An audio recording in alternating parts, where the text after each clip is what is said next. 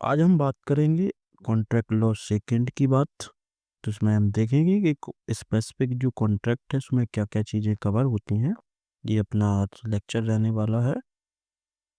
इसमें एक चीज़ का ध्यान रखना है, ये जो कॉन्ट्रैक्ट लॉ जो फर्स्ट था हमारा, उस कॉन्ट्रैक्ट के अलावा भी कुछ विशिष्ट आपके कॉन्ट्रैक्ट होते हैं।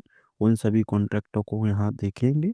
जैसे पार्टनरशिप एक्ट हो जाता है, उसके बाद हो जाता है आपका एनआई एक्ट हो जाता है आपका, है ना, सेल्स एंड गुड्स एक्ट हो जाता है। इसके अलावा जितने भी आपके जो कॉन्ट्रैक्ट एक्ट में कवर नहीं हुए थे, वो साथ में कॉन्ट्रैक्ट एक्ट के बचे हुए जो आपके अनुच्छेद होते हैं, वो भी इसमें सम्मिलित किए जाते हैं। वो ये सभी आपको इसी में कवर होंगे। सबसे पहले हम वही थ्योरी को कंप्लीट करेंगे, उसके बाद हम क्या करेंगे, प्रीवियस क्वेश्चंस को, जिसमें शॉर्ट और लॉन्ग दोनों प्रकार के क्वेश्चंस रहेंगे। तो इसकी पीडीएफ की बात की जाए तो आपको जैसे ही पता है कि पीडीएफ टेलीग्राम पे अवेलेबल करा दी जाएगी, आप उस पर देख सकते हो।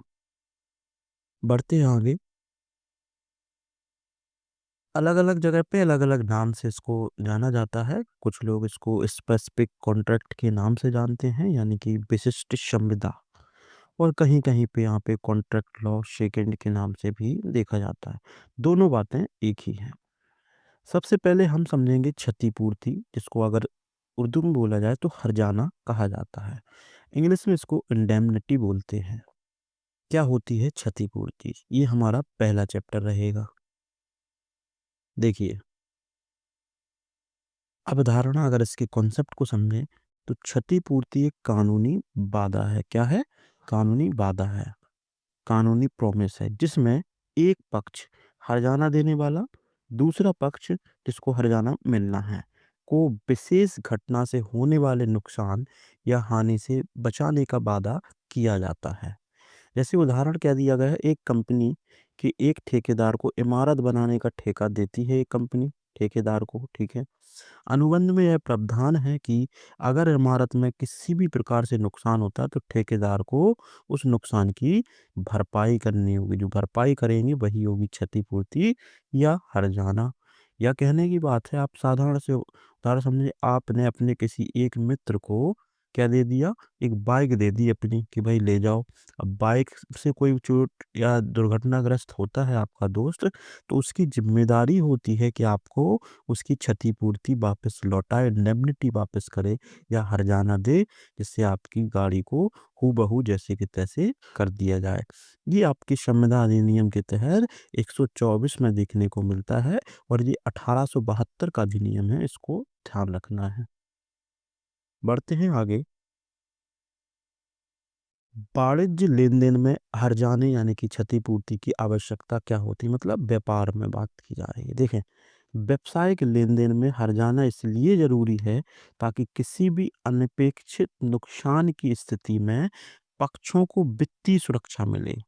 मतलब कोई भी पक्ष हो, उनको वित्तीय सुरक्षा मिले, यह पार्टियों को जोखिम लेने में सहूलियत देती है। कह सकते हो भाई, यहाँ पे भी क्षतिपूर्ति का कॉन्सेप्ट चलता है। अगर व्यापार में ए व्यक्ति बी से व्यापार करता है, क्षतिपूर्ति होने पर तो उसको क्या मतलब, कोई भी इस तरीके से दुर्घटना या किसी व्यापार में क्षति होती है तो उसको क्षतिपूर्ति मिलती है। तो इससे क्या होती है, सुरक्षा हो जाती है दोनों लोगों में। जैसे उदाहरण से समझें, किसी बीमा कंपनी का स्वास्थ्य बीमा पॉलिसी जारी करती है।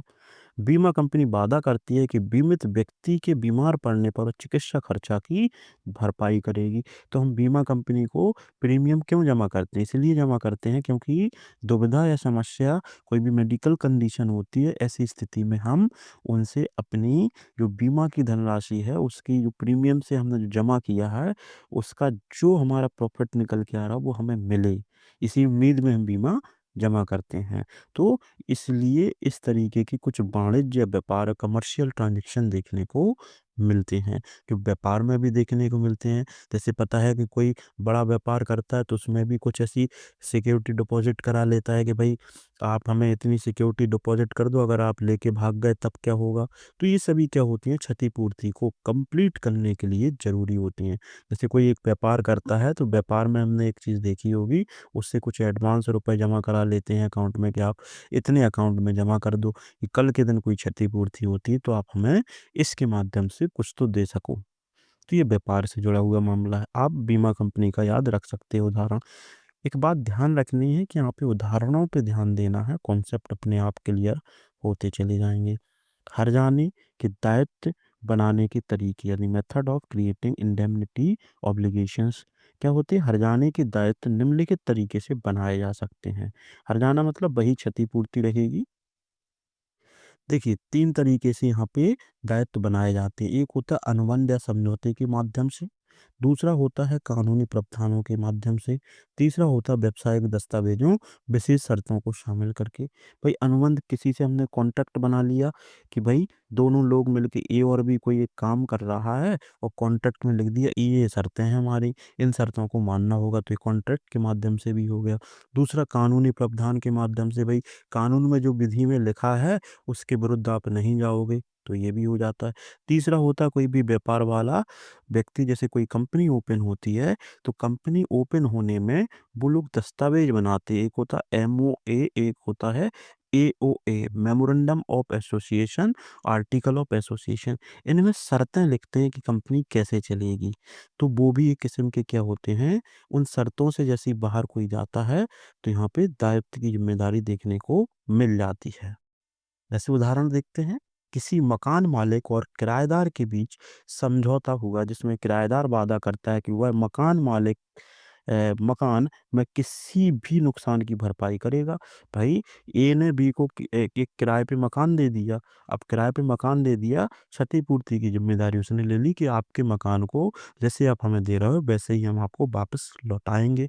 तो ये भी दायित्व हो जाते हैं। तो दायित्व में आप एक कॉन्ट्रैक्ट के माध्यम से कर सकते हो, दूसरा कानूनी विधिक तरीके से, तीसरा कोई व्यापार में शर्तों को लगा करके। बढ़ते हैं आगे। अगर क्षतिपूर्ति की परिभाषा पूछी जाए, जो हमने देखा था 124 में है, अगर परिभाषा शुद्ध शब्दों में समझा जाए, तो हर्जाना या क्षतिपूर्ति वही है। हर्जाना एक कानूनी प्रावधान है जिसमें एक पक्ष दूसरे पक्ष को किसी विशेष नुकसान या हानि से बचाने के लिए प्रॉमिस करता है। भाई क्षतिपूर्ति तभी होती है जब ए और बी के बीच एक व्यवस्था हो जाए कि हम तुम्हें अपनी बाइक दे रहे हैं, बाइक हम इस शर्त पे दे रहे हैं उसको नुकसान ना हो, तो वादा कर रहा है नुकसान ना हो, अगर हुआ तो हम उसकी क्षतिपूर्ति देंगे। तो ये कॉन्सेप्ट है, कानूनी विधि है, एक इस तरीके से समझ सकते हैं। जैसे एक ठेकेदार अपने ग्राहक से यह वादा करता है कि निर्माण कार्य में किसी दुर्घटना के कारण होने वाले नुकसान की पूरी जिम्मेदारी ठेकेदार की होगी, कॉन्ट्रैक्टर की होगी। तो ये क्षतिपूर्ति की परिभाषा याद रख सकते हो, धारा 124 अधिनियम के तहत देखने को मिलती है। हर्जाना देने वाले की देयता का स्वरूप और सीमा, कि भाई कैसा स्वरूप होगा और सीमा कितनी लिमिट होगी, देखते हैं। क्षतिपूर्ति हर्जाना देने वाले की जिम्मेदारी उस नुकसान तक सीमित होती है जिसे अनुबंध में निर्दिष्ट किया गया है। भाई क्षतिपूर्ति कहाँ तक सीमित होती है? जो अनुबंध यानी कि कॉन्ट्रैक्ट में जो चीजें लिख दी गई हैं, जो शर्तें लगा दी गई हैं, वहां तक ही व्यक्ति की सीमा फिक्स हो जाती है। अगर कोई अतिरिक्त नुकसान हो तो केवल तभी भरपाई करेगा जब अनुबंध में इसकी स्पष्ट शर्त होगी। तो भाई देयता को ध्यान रखना, हर्जाना कब दिया जाएगा? तो हर्जाना तब दिया जाएगा जब कोई भी कॉन्ट्रैक्ट हुआ है, चाहे मौखिक हो चाहे लिखित हो, उसमें आपने सीमा तय कर ली है कि हम ऐसी-ऐसी कोई भी दुर्घटना होती तो आपको हम देंगे। तो वो जो लिखित या मौखिक जो शर्तें पहले से निर्धारित हो जाती हैं, उसी के अनुसार हर्जाना दिया जाता है, उसके अलावा कोई भी ज़िम्मेदारी नहीं होती है। जैसे उदाहरण है, अगर किसी वाहन बीमा कंपनी जो पॉलिसी में केवल सड़क दुर्घटना को कवर कर रही है, तो ऐसे में बीमा कंपनी चोरी या प्राकृतिक आपदा से हुए नुकसान की कोई भी जिम्मेदारी नहीं उठाएगी। उसका केवल और केवल प्रीमियम इसलिए जमा करा रहे कि अगर सड़क दुर्घटना होती है तो हम आपको इतना रिटर्न देंगे। अगर भाई कोई प्राकृतिक आपदा हो गई, उसमें आपकी डेथ हो गई या कुछ भी होता है, तो ऐसी स्थिति में क्या होता है, उनकी जिम्मेदारी खत्म हो जाती है। बढ़ते हैं आगे। हर्जाने की ज़िम्मेदारी की शुरुआत कहाँ से शुरू होती? तो हर्जाने की ज़िम्मेदारी तब शुरू होती है जब नुकसान या हानि होती है, ना कि जब घटना घटने की संभावना होती है। तो इस पॉइंट को ध्यान रखना है कि घटना घटने की संभावना पे हर्जाना नहीं दिया जाएगा कि भई ऐसा प्रतीत होता है कि कल आप जाओगे तो एक्सीडेंट होगा, इसलिए हमें पहले क्षतिपूर्ति दे दो। कोई भी अगर ए बी को कोई अपनी गाड़ी या बाइक या कुछ भी प्रॉपर्टी दे रहा है तो भाई संभावना पे थोड़ी ना क्षतिपूर्ति दी जाती, जब नुकसान होता है ना, हानि होती है। जैसे बीमा कंपनी केवल तब भुगतान करती है जब बीमा धारक को दुर्घटना में चोट होती है। तो ये शुरुआत की कॉन्सेप्ट हो गया। विभिन्न प्रकार के हर्जाने और निर्माण की स्थितियाँ। तो इंडेमनिटी के अलग-अलग टाइप दिए गए हैं। तो हर्जाने निर्माण की परिस्थितियाँ निम्न प्रकार हो सकती हैं। हर्जाना कहाँ-कहाँ से तैयार हो सकता है, मतलब किन-किन कंडीशन हर्जाना या क्षतिपूर्ति मिल सकती है।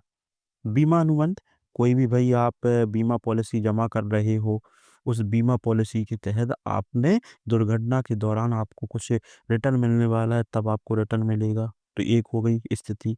वाणिज्य लेन-देन यानी कि जो व्यापार में, जो बिज़नेस में आप कोई भी लेन-देन के दौरान आप लोगों ने कॉन्ट्रैक्ट कर लिया, कोई भी दुर्घटना घटती है, कोई भी चीज़ों की हेर-फेर होती है, धोखाधड़ी होती है, तो ऐसी स्थिति में हम इतनी सिक्योरिटी दे रहे हैं।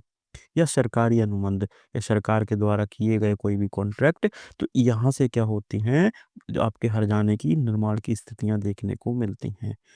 जैसे सरकार एक सड़क परियोजना के दौरान किसी तीसरे पक्ष को होने वाले नुकसान के लिए ठेकेदार को जिम्मेदार ठहराती है। भाई ठेकेदार की जिम्मेदारी ही है कि कोई भी उनके मजदूर के साथ कोई भी दुर्घटना ना हो, साथ में उसके जो जिस मालिक का काम कर रहे हैं उसके साथ भी कोई दिक्कत ना हो। अगर ऐसी स्थिति में कोई भी दिक्कत होती है तो ठेकेदार यहाँ पे जिम्मेदार हो जाता है। तो ये स्थिति बन जाती है हर्जाने की।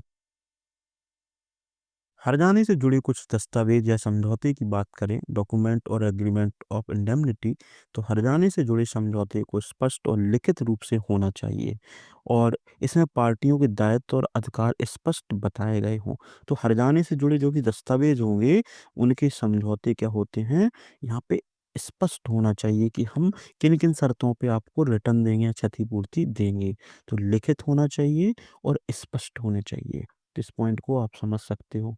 जैसे एक बैंक गारंटी दस्तावेज, जिसमें यह बैंक वादा करती है कि किसी ऋणदाता को भुगतान न करने की स्थिति में वह भुगतान करेगा। मतलब जैसे ए और बी की कहानी है। ए लोन लेना चाहता है, बी उस ए की गारंटी देता है और सी बैंक है। तो भाई बी यही तो बोलेगा कि अगर ए ने पैसा जमा नहीं किया बैंक में, रिटर्न जो लोन ली है, तो बी उसकी गारंटी लेता है कि वो है जमा करेगा। तो क्या है, एक गारंटी का एक दस्तावेज हो गया, लिखित दस्तावेज हो गया। इसका मतलब यही है कि स्पष्ट और लिखित दस्तावेज होना बहुत जरूरी है, तब आपको क्षतिपूर्ति मिलेगी। पढ़ते हैं आगे। हर्जाने की शर्तें और स्वरूप यानी कि नेचर ऑफ इंडेमनिटी और क्लॉजेस।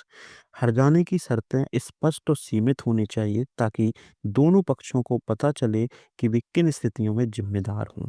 तो भाई सीधी सी बात है, शर्तें स्पष्ट होनी चाहिए और सीमित होनी चाहिए, जिससे दोनों पक्ष जिम्मेदार रहे कि ये आपके द्वारा घटित घटना है, ये हमारे द्वारा घटित घटना है। जैसे एक अनुबंध में कहा गया कि नुकसान केवल प्राकृतिक आपदाओं से होगा, जो मानव जनित दुर्घटना है उसको हम इसमें शामिल नहीं करेंगे। तो आपकी ज़िम्मेदारी तभी होगी जब कोई प्राकृतिक घटना घटती है। जैसे मान लीजिए आपने अपनी बाइक बी को दी, बोले अगर तुम दुर्घटना करके लाते हो तो हम उसकी कोई भी क्षतिपूर्ति हम आपको वापस नहीं करेंगे। लेकिन अगर कोई भूकंप आ गया, अचानक से बाढ़ आ गई और उससे उसकी बाइक डैमेज हो गई, टूट गई या भूस्खलन के दौरान दब गई, तो ऐसी स्थिति में क्या होगा, नुकसान तब आपको देना होगा। लेकिन कोई मानव जनित दुर्घटनाएं होंगी तब आपको नहीं देना होगा। क्या है, ये कंडीशंस हो गई हैं, किस तरीके की आप शर्तों को रख रहे हैं, वही शर्तें यहाँ पे लिखी जाती हैं। तो हर्जाने की शर्तों का जो स्वरूप है स्पष्ट होना चाहिए। इतनी सी बात को हमें ध्यान रखना है। अंतर्राष्ट्रीय लेन-देन में हर्जाना indemnity in cases of international transactions क्या है? अंतर्राष्ट्रीय अनुबंधों में हर्जाना यह सुनिश्चित करता है कि एक देश का पक्ष दूसरे देश के पक्ष को किसी नुकसान के लिए ज़िम्मेदार ठहराया जा सके। जैसे एक भारतीय कंपनी किसी अमेरिकन कंपनी को ये वादा करती है, अगर उसके प्रोडक्ट में अमेरिकी उपभोक्ताओं को कोई नुकसान होता है, तो भारतीय कंपनी हर्जाना देगी। तो भई इसलिए भी हर्जाना देगी क्योंकि कोई भी उसने ज़िम्मेदारी ली है कि हमारे प्रोडक्ट में कोई भी दिक्कत होती है, आपके कंज़्यूमर जो यूज़ कर रहे हैं, उसका हर्जाना हम देंगे, जो भारत की कंपनी है। तो अंतर्राष्ट्रीय लेन-देन में भी हर्जाना देखने को मिलता है। एक केस का और पॉइंट है, सरकारों द्वारा अंतर्राज्यीय लेन-देन में क्या है इंडेमनिटी या हर्जाना का कॉन्सेप्ट।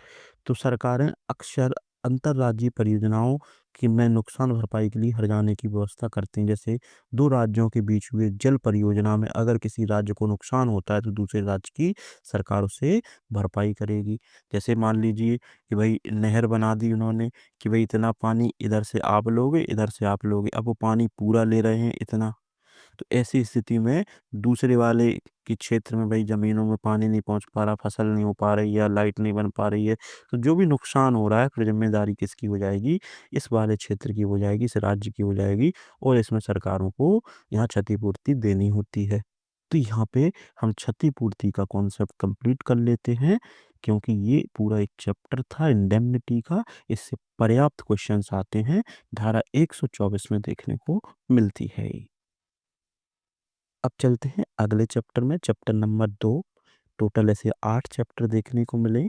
देखिए इसको प्रत्याभूति या गारंटी कहते हैं। गारंटी मतलब हम जानते हैं किसी भी व्यक्ति की गारंटी लेना या किसी प्रोडक्ट की जो मिलने वाली हमें सहूलियत की है, गारंटी इतने समय तक चलेगी। तो गारंटी को प्रत्याभूति बोलते हैं। शुद्ध हिंदी में वो गारंटी एक अंग्रेजी शब्द है। अवधारणा क्या है? गारंटी एक कानूनी वादा है जिसमें एक व्यक्ति यानी कि सुरक्षादाता या गारंटर वादा करता है कि वह मुख्य देनदार या तीसरे पक्ष के प्रति अपने दायित्व को पूरा नहीं करता तो ऐसे पूरा करेगा। आप समझें, एक कॉन्सेप्ट से, एक बैंक है, एक व्यक्ति ए है, एक व्यक्ति बी है। ए को लोन लेना है, ठीक है? लोन लेने वाला कौन हो गया? पीडी हो गया। पीडी मतलब प्रिंसिपल डिबेटर हो गया, यानी कि मुख्य देनदार हो गया। तो पीडी हो गया ये, ठीक है? और बैंक देने वाला होगा क्रेडिटर हो गया और ये कौन हो गया? ये गारंटर हो गया। तो इन्हें जो भी लोन ली है, बी उसकी गारंटी दे रहा है बैंक को कि अगर ये जो है अपना वादा पूरा नहीं कर पाता, अपनी लोन नहीं चुका पाता, तो उस लोन को चुकाने की ज़िम्मेदारी हमारी है, बी इस चीज़ की गारंटी देता है।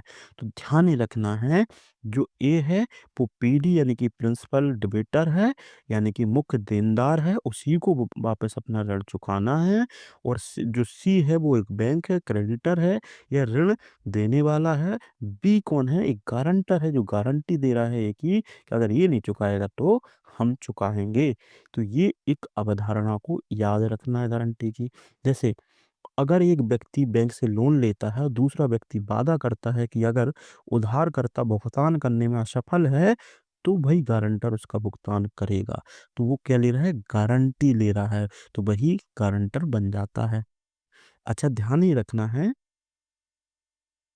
कि यहाँ पे इ 3 शब्दकोशों को यूज़ किया जाएगा। पहला शब्दकोश रहेगा प्रतिभू, मतलब जिसको प्रतिभू को ही गारंटर बोला जाएगा, यानी कि सुरक्षादाता जो सिक्योरिटी दे रहा है, सुरक्षादाता है, सिक्योरिटी दे रहा है, इसी को प्रतिभू बोला जाएगा।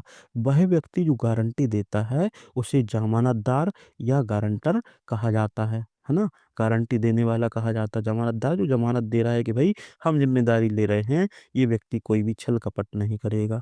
तो प्रतिभू शब्द अगर आता है तो आप इसको गारंटर से समझें। ऋणदाता यानी कि बैंक हो गई, जो लोन देने वाला व्यक्ति है, जिसको प्रतिभूति कहा जाता है। प्रतिभू मतलब जो गारंटी ले रहा है, प्रतिभूति मतलब जो क्या है आपका क्रेडिट दे रहा है, पैसा दे रहा है, लोन दे रहा है। मूल ऋणधारी जिसको बोलते हैं लोन लिया है जिसने, जो पैसे ले रहा है, जिसके बिहाफ पे दोनों लोगों की कंडीशन चल रही है, बैंक की और गारंटर की। तो ये 3 शब्दकोशों का यूज़ अगर एग्ज़ाम में हो, तो आप बिल्कुल भी सजग रहें कि कोई भी कन्फ्यूज़न ना रहे। हमने सरल शब्दों को इसलिए रखा है, जिससे आप आसानी से कॉन्सेप्ट को समझ सकें और फिर इसको रिप्लेस भी कर सकें। अब समझते हैं गारंटी और क्षतिपूर्ति में अंतर को। तो देखते हैं, गारंटी में एक व्यक्ति तीसरे पक्ष के दायित्व को पूरा करने का वादा करता है। भाई 3 लोगों के बीच ही तो कहानी होती, एबीसी। ए मतलब बैंक है, बी मान लीजिए लेने वाला है, सी वही कोई गारंटर है, तो वही तीसरे पक्ष की गारंटी ही तो ले रहा है वही। तो ये चीज़ हो जाती है। जबकि हर्जाने में नुकसान की भरपाई का वादा किया जाता है। भाई कोई भी आपने कोई भी दुर्घटना से आपने गाड़ी खराब कर दी किसी भी व्यक्ति की, तो भाई आपकी ज़िम्मेदारी है उसकी क्षतिपूर्ति करें। तो क्या है कि यहाँ पे हर्जाने का नुकसान भरा जाता है, लेकिन यहाँ उसके दायित्वों की ज़िम्मेदारी ली जाती है। दोनों में चीज़ें एक ही हैं। व्यक्ति फँस वही रहा है, लेकिन यहाँ पे दायित्व ले रहा है। तो अब दायित्व ले रहा है, तो इसमें कंडीशन क्या हो जाती है कि मान लीजिए एक व्यक्ति ने जिसने गारंटी ली है, उसने वही पैसा चुका दिया बैंक को। उसके बाद वो लेनदार हो जाता है उस व्यक्ति से जिसकी गारंटी ली है। यहाँ पे एक अच्छा कॉन्सेप्ट ये देखने को मिलेगा आपको। उदाहरण, कोई व्यक्ति गारंटी में बैंक से लोन लेता है तो वो गारंटर बन जाता है। हर्जाने में बीमा कंपनी किसी नुकसान की भरपाई करती है, जैसे हमने ऊपर देखा था। आगे बढ़ते हैं, अगर बैंक गारंटी अनुबंध के लिए आवश्यकताएं। तो बैंक गारंटी, अगर बैंक को कोई भी गारंटी के लिए जो कॉन्ट्रैक्ट बनाना है उसके लिए क्या-क्या कंडीशंस होती हैं।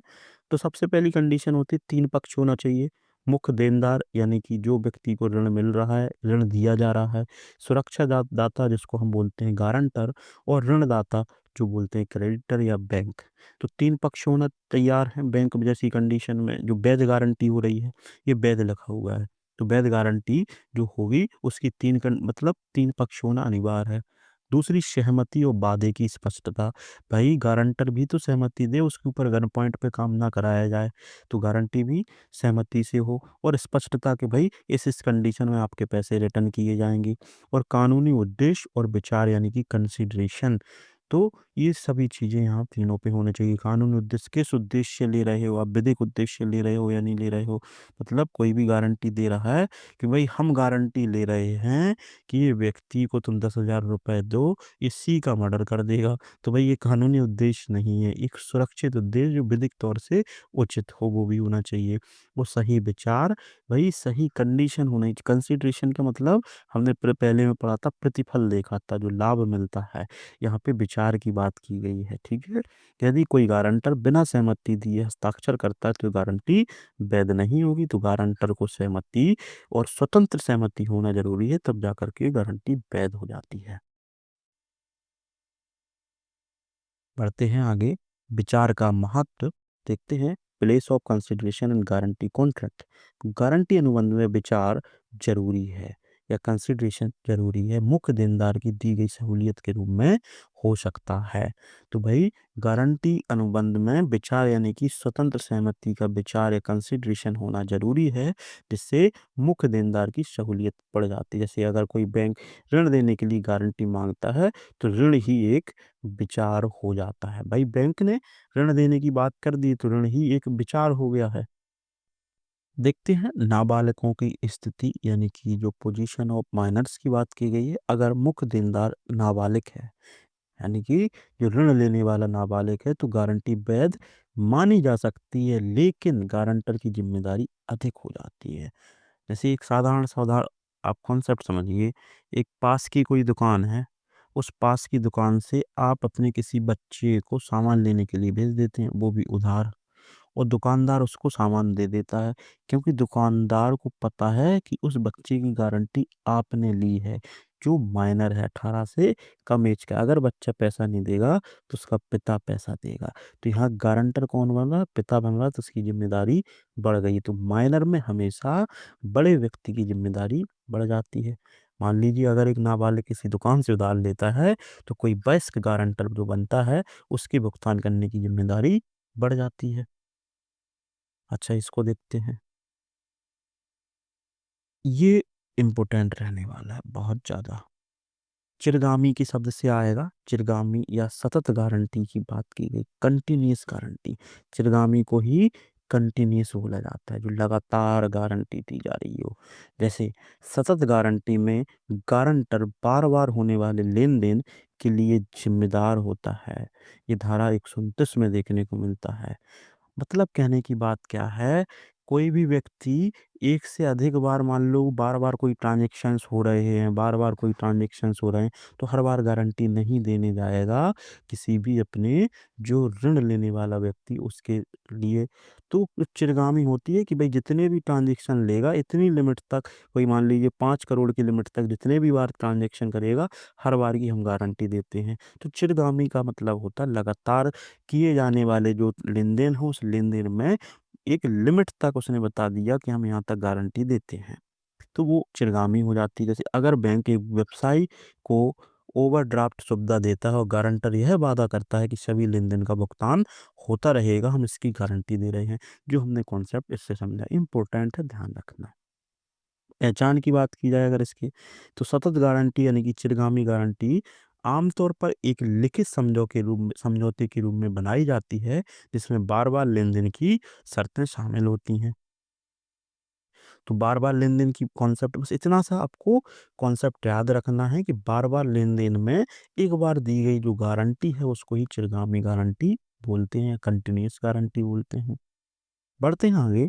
Letter of credit and bank guarantee यानी कि letters of credit and bank guarantee की बात की गई है। ये गारंटी के कुछ उदाहरण हैं जहां बैंक ग्राहक की ओर से भुगतान करने का वादा करती है। भाई समझे बात को क्या है।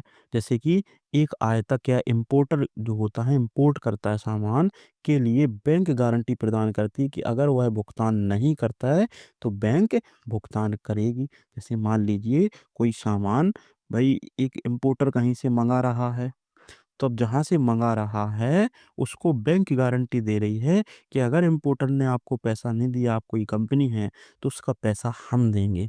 तो ये बैंक की गारंटी हो जाती है। बढ़ते हैं आगे।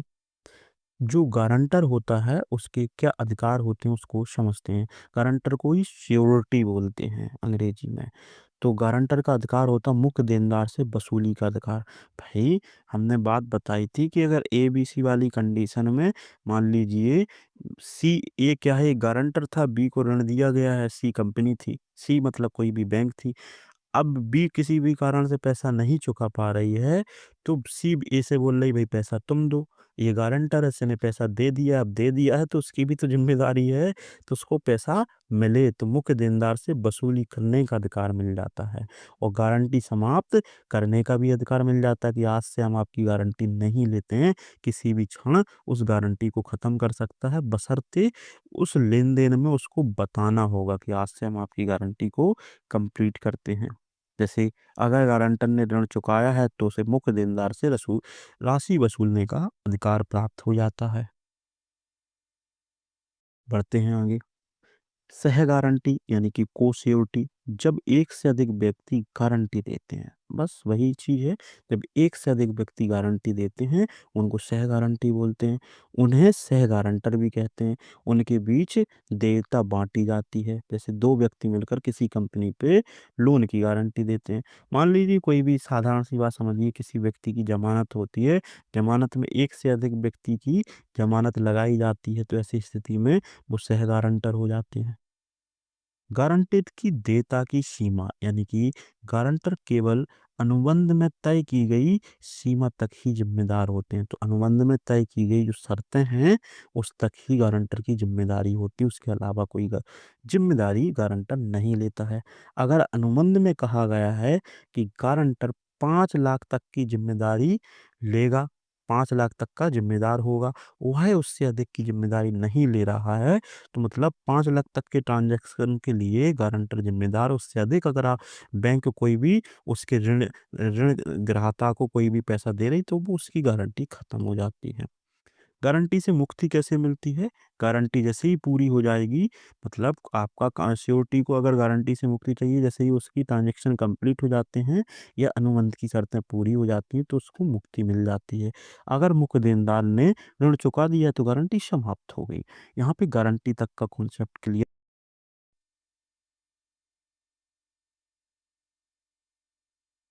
अब बात करेंगे हम उपनिधान की, यानी जिसको हम बेलमेंट बोलते हैं, क्या होता है। सबसे पहले हम कुछ शब्दकोश को देख लेंगे, तब जाके हम बेलमेंट को समझ पाएंगे। तो उपनिधान क्या होता है जिसको बेलमेंट बोलते हैं। तो बेलमेंट का मतलब होता है किसी भी चीज का कब्जा देना, उसको हम बार बार बेलमेंट या उपनिधान बोलेंगे। मान लीजिए कैसे कब्जा देना, कि आप अपनी घड़ी सही कराने के लिए किसी दुकान पे जाते हैं, तो आपने उस दुकानदार को अपनी घड़ी दे दी है, तो आपने उसको क्या दे दिया, अपनी घड़ी का कब्जा दे दिया है। ठीक है।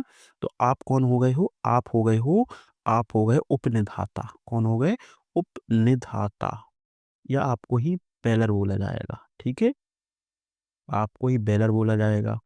और जिसने आपका कब्जा लिया है, उस कब्जा लेने वाले व्यक्ति को बोला जाएगा बेली, या बैली बोला जाएगा।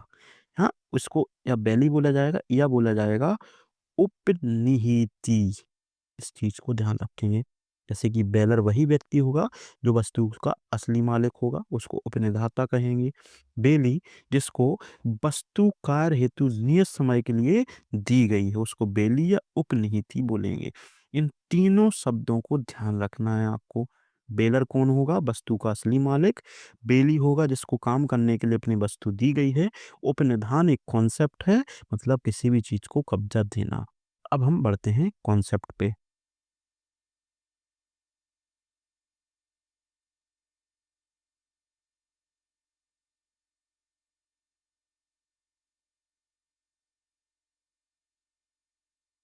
देखो,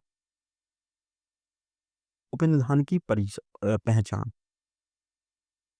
तो बेलमेंट या उपनिधान एक अनुबंध या एक कॉन्ट्रैक्ट होता है जिसमें एक व्यक्ति यानी कि बेलर या मालिक अपनी संपत्ति को दूसरे व्यक्ति यानी कि बैली जिसको सामान दिया जा रहा है को किसी विशेष उद्देश्य के लिए अपनी संपत्ति को देता है, इस शर्त पर कि वह संपत्ति लौटाई जाएगी, उद्देश्य पूरा होने पर सही तरीके से निपटाई जाएगी या वापस की जाएगी। तो वही ध्यान रखना है। जैसे कपड़े धोने के लिए आपने ड्राई क्लीनर को अपना कोड दे दिया है, तो कोड देने का मतलब बेली को कोड दे दिया है कि आपको वापस लौटाएगा साफ करने के बाद। जैसे पार्किंग में गाड़ी खड़ी कर दी, इसका मतलब आपने पार्किंग में गाड़ी खड़ी कर दी, जैसे ही आप वापस आओगे तो आपको गाड़ी मिलनी चाहिए। तो ये चीज रहेगी आपकी, ये उपनिधान बेलर और बैली की आपके शब्दकोश हैं, इन पे नजर मौजूद रहनी चाहिए। अब समझते हैं बेलमेंट अनुबंध बनाने का तरीका क्या होता है। बेलमेंट मतलब उपनिबंध जो होता है, उपनिधान होता है, उसका कैसे कॉन्ट्रैक्ट बनता है। तो बेलमेंट आमतौर दो तरीके से देखने को मिलते हैं। एक होता है स्पष्ट सहमति से, दूसरा होता है निहित सहमति से। मतलब एक में तुम एक्सप्रेस करोगे कि हम कब्जा दे रहे हैं, जब दोनों पक्ष स्पष्ट रूप से सहमत होते हैं कि एक पक्ष ने बी को अपनी बाइक दे दी है, भाई ले जाओ, चाबी दे दी बाइक की, तो स्पष्ट सहमति हो गई है। एक होती निहित सहमति, जब परिस्थितियों में सहमति प्रकट हो। भाई जैसे ए ने बी को अपनी वॉच दे दी, घड़ी दे दी, किसके लिए, सुधार करने के लिए। तो बी को जो घड़ी दी गई है उसमें क्या है, निहित हो रहा है कि भाई उसको देना अनिवार्य है, तब घड़ी सुधरेगी। तो ये हो जाती निहित, इम्प्लाइड। जैसे गिरा हुआ सामान उठाकर असली मालिक को लौटाना भी एक किस्म का उपनिधान हो जाता है। आगे बढ़ते हैं। बेलमेंट यानी कि उपनिधान जो होता है, अनुबंधों का व्यावसायिक उपयोग कैसे होता है। तो हमें पता है व्यावसायिक उपयोग कैसे होता है, देखते हैं। बेलमेंट व्यवसाय में अक्सर उपयोग होता है, जैसे गोदाम में माल स्टोर करना, बैंक लॉकर में सामान रखना, या वस्त्र किराए पर देना। ये सभी चीज़ों को कैसे समझें, जैसे कोई भी वस्त्र को आपने किराए पे दिया, तो उसके बाद आपको वापस मिल रहा है, तो कब्जा आप दूसरे को दे रहे हो, फिर आपको उसी कंडीशन में वापस मिले। बैंक लॉकर में आपने सामान रख दिया, तो बैंक की जिम्मेदारी है आपका सामान सुरक्षित रखे, जब जरूरत हो आपको वापस करे। ऐसे ही आपने कोई भी अपना माल मंगा करके किसी कोल्ड स्टोरेज में डाल दिया है, तो आपने जो माल डाल दिया है तो उनकी जिम्मेदारी है आपके माल को सुरक्षित रखे। तो ये चीज़ें क्या होती हैं, बेलमेंट व्यवसाय में देखने को मिलती हैं, सबसे ज़्यादा व्यवसाय में ही देखने को मिलती हैं। अगर परिभाषा की बात करें उपनिधान की, तो आपके 1872 की धारा 148 के अनुसार बेलमेंट यानी कि उपनिधान वह अनुबंध है, एक कॉन्ट्रैक्ट है जिसमें सामान को एक व्यक्ति से दूसरे व्यक्ति को अस्थायी रूप से दिया जाता है। यहाँ पे स्थायी नहीं, परमानेंट नहीं दे रहे, परमानेंट देंगे मतलब बेच दिया, अस्थायी रूप से दिया जाता है, इस चीज को ध्यान रखना है। अब बेली यानी कि जिसको सामान मिला है या जो उपनिहित होता है वो कितने प्रकार के होते हैं, तो होते हैं 3 प्रकार के। ग्राहक बेली, उधार लेने वाला बेली, किराए पर लेने वाला बेली। देखें जैसे ग्राहक बेली यानी कि किसी भी कस्टमर ने अपना कोट किसको दे दिया है, किसी भी ड्राई क्लीनर वाले को दे दिया है, तो ड्राई क्लीनर वाला कौन हो गया है, बेली हो गया यहाँ पे। उधार लेने वाला जैसे पुस्तकालय से किताबें, पुस्तकालय से आपने किताबें उधार ली हैं या फिर वापस देना है। उसके बाद जैसे कार रेंटल वाला बेली, तो भाई जिस कार आपने किसी भी रेंट से कार ली है तो उसको आप वापस लौटा रहे हो, तो बेली का कॉन्सेप्ट वही है। बेली वही व्यक्ति होता है जिसके पास सामान आप रखते हो। यहाँ पे कहीं आप बेली बन जाओगे, कहीं वो बेली बन जाएगा। अपना सामान किसी व्यक्ति को देना, अपना सामान किसी व्यक्ति को देना जिसके पास कब्जा पहुंच गया वो बेली बन जाएगा और आप बेलर बन जाओगे। इतना कॉन्सेप्ट याद रखना है। अब दोनों के कर्तव्यों को देखते हैं, बेलर और बेली के। बेलर मतलब सामान का मालिक होता है। देखो क्या होता है, सामान सुरक्षित देगा बेली को, कोई छिपी हुई खामी नहीं छोड़ना है भाई। कोई छिपा खामी को छिपा हुआ छोड़कर बता दी और बाद में तुम उस पर दावा कर रहे हो नहीं ये चीज़ तो पहले सही थी तुमने खराब कर दी, तो ऐसा ना हो। बेली के कर्तव्य क्या होते हैं, सामान का ध्यान रखना और सामान जिस काम के लिए लिया है उसको समय पर लौटा देना। जैसे अगर बेली ने सामान खो दिया है तो वह क्या करेगा, हर्जाना भरेगा। अच्छा, इनके अधिकार क्या होते हैं, तो बेलर के अधिकार यानी कि मालिक के क्या अधिकार होते हैं सामान के, सामान समय पर लौटाने का अधिकार और नुकसान के लिए मुआवजा मांगने का अधिकार। तो भाई बेलर को भाई समय पे सामान मिल जाए वापस, और अगर सामान में क्षति हुई तो मुआवजा मिले। बेली के अधिकार, खर्च की वसूली, जो भी उसने काम किया उस सामान पे तो उसको वो वापस खर्चा मिले। और सामान को रोकने का अधिकार, लीन करने का अधिकार, या कह सकते हो उसको उतना समय चाहिए जितने समय में आपका सामान सही हो सके। सामान का खोजकर्ता कौन होता है, यानी कि finder of goods as a bailee. अगर कोई व्यक्ति किसी सामान का पता लगाता है तो वह वैली बन जाता है। जैसे किसी सड़क पर वॉलेट पाया किसी व्यक्ति ने, तो उसे सुरक्षित रखने की जिम्मेदारी उस बैली की हो जाती है। बैली मतलब वो मालिक तो है नहीं, वो क्या है, एक किस्म का उस सामान को होल्ड करने वाला व्यक्ति है। तो सड़क पे जो भी सामान मिल रहा है उस जिस व्यक्ति को मिला वो बैली बन जाएगा। असली मालिक के प्रति जिम्मेदारी क्या होगी, खोजकर्ता को सामान असली मालिक को लौटाना चाहिए। जो बेली को जो सामान मिला है वो असली मालिक को लौटाना चाहिए, ये जिम्मेदारी हो जाती है। सामान को सुरक्षित रखने की बाध्यता, खोजकर्ता को सामान की उचित देखभाल करनी चाहिए, जैसे बेली करता है। सामान का निपटान यानी कि अगर असली मालिक नहीं मिलता है तो खोजकर्ता न्यायालय की अनुमति से सामान को बेच सकता है। तो ये कुछ जिम्मेदारी हो जाती हैं। यहाँ पे हो जाता है आपका उपनिधान कंप्लीट। हम बढ़ेंगे आगे गिरवी या प्लेज के बारे में। प्लेज मतलब किसी भी चीज को, सामान को गिरवी रखना, ये भी आपका एक पर्याप्त चैप्टर है, इसको देखते हैं। सबसे पहले गिरवी और उपनिधान की अगर तुलना की जाए तो क्या डिफरेंस है। गिरवी या उपनिधान या बेलमेंट दोनों सामान की सुपुर्दगी से जुड़े हुए हैं, लेकिन दोनों में अंतर है। यहाँ पे आप सामान किसी को इसलिए दे रहे हैं कि उस सामान को सुधार के आपको वापस कर दे। उपनिधान में, गिरवी में मतलब वापस करना नहीं है, आप सिक्योरिटी दे रहे हो किसी भी चीज की। आपको कोई ऋण चाहिए, कोई पैसा चाहिए, तो अपनी कोई वस्तु उसको इसलिए दे रहा हो कि एज अ सिक्योरिटी कि हम आपका पैसा ना लौटा पाए तो हमारा सामान आप रख सकते हो। तो ये गिरवी हो जाता। देखें गिरवी, इसमें सामान को ऋण के बदले गिरवी रखा जाता। आ गई बात वही। दूसरा, सामान वापस पाने के लिए ऋण चुकाना होता है। आपने अपना कोई सामान गिरवी रख दिया है, अब आपको वापस तभी मिलेगा जब उसका पैसा रिटर्न कर दो। गिरवी रखने वाला व्यक्ति जिसको पॉनर बोलेंगे, जिसके पास गिरवी रखी गई उसको पौनी बोलेंगे, ये दोनों लोग शामिल होते हैं। सीधी सी बात है, गिरवी रखने वाला और गिरवी लेने वाला। एक गिरवी रखेगा और दूसरा गिरवी लेगा। लेने वाले को पौनी बोलेंगे और रखने वाले को पौनर बोलेंगे। जैसे सोने के गहने को गिरवी रखकर किसी ने लोन ले ली। तो यहाँ तक हम समझ गए हैं।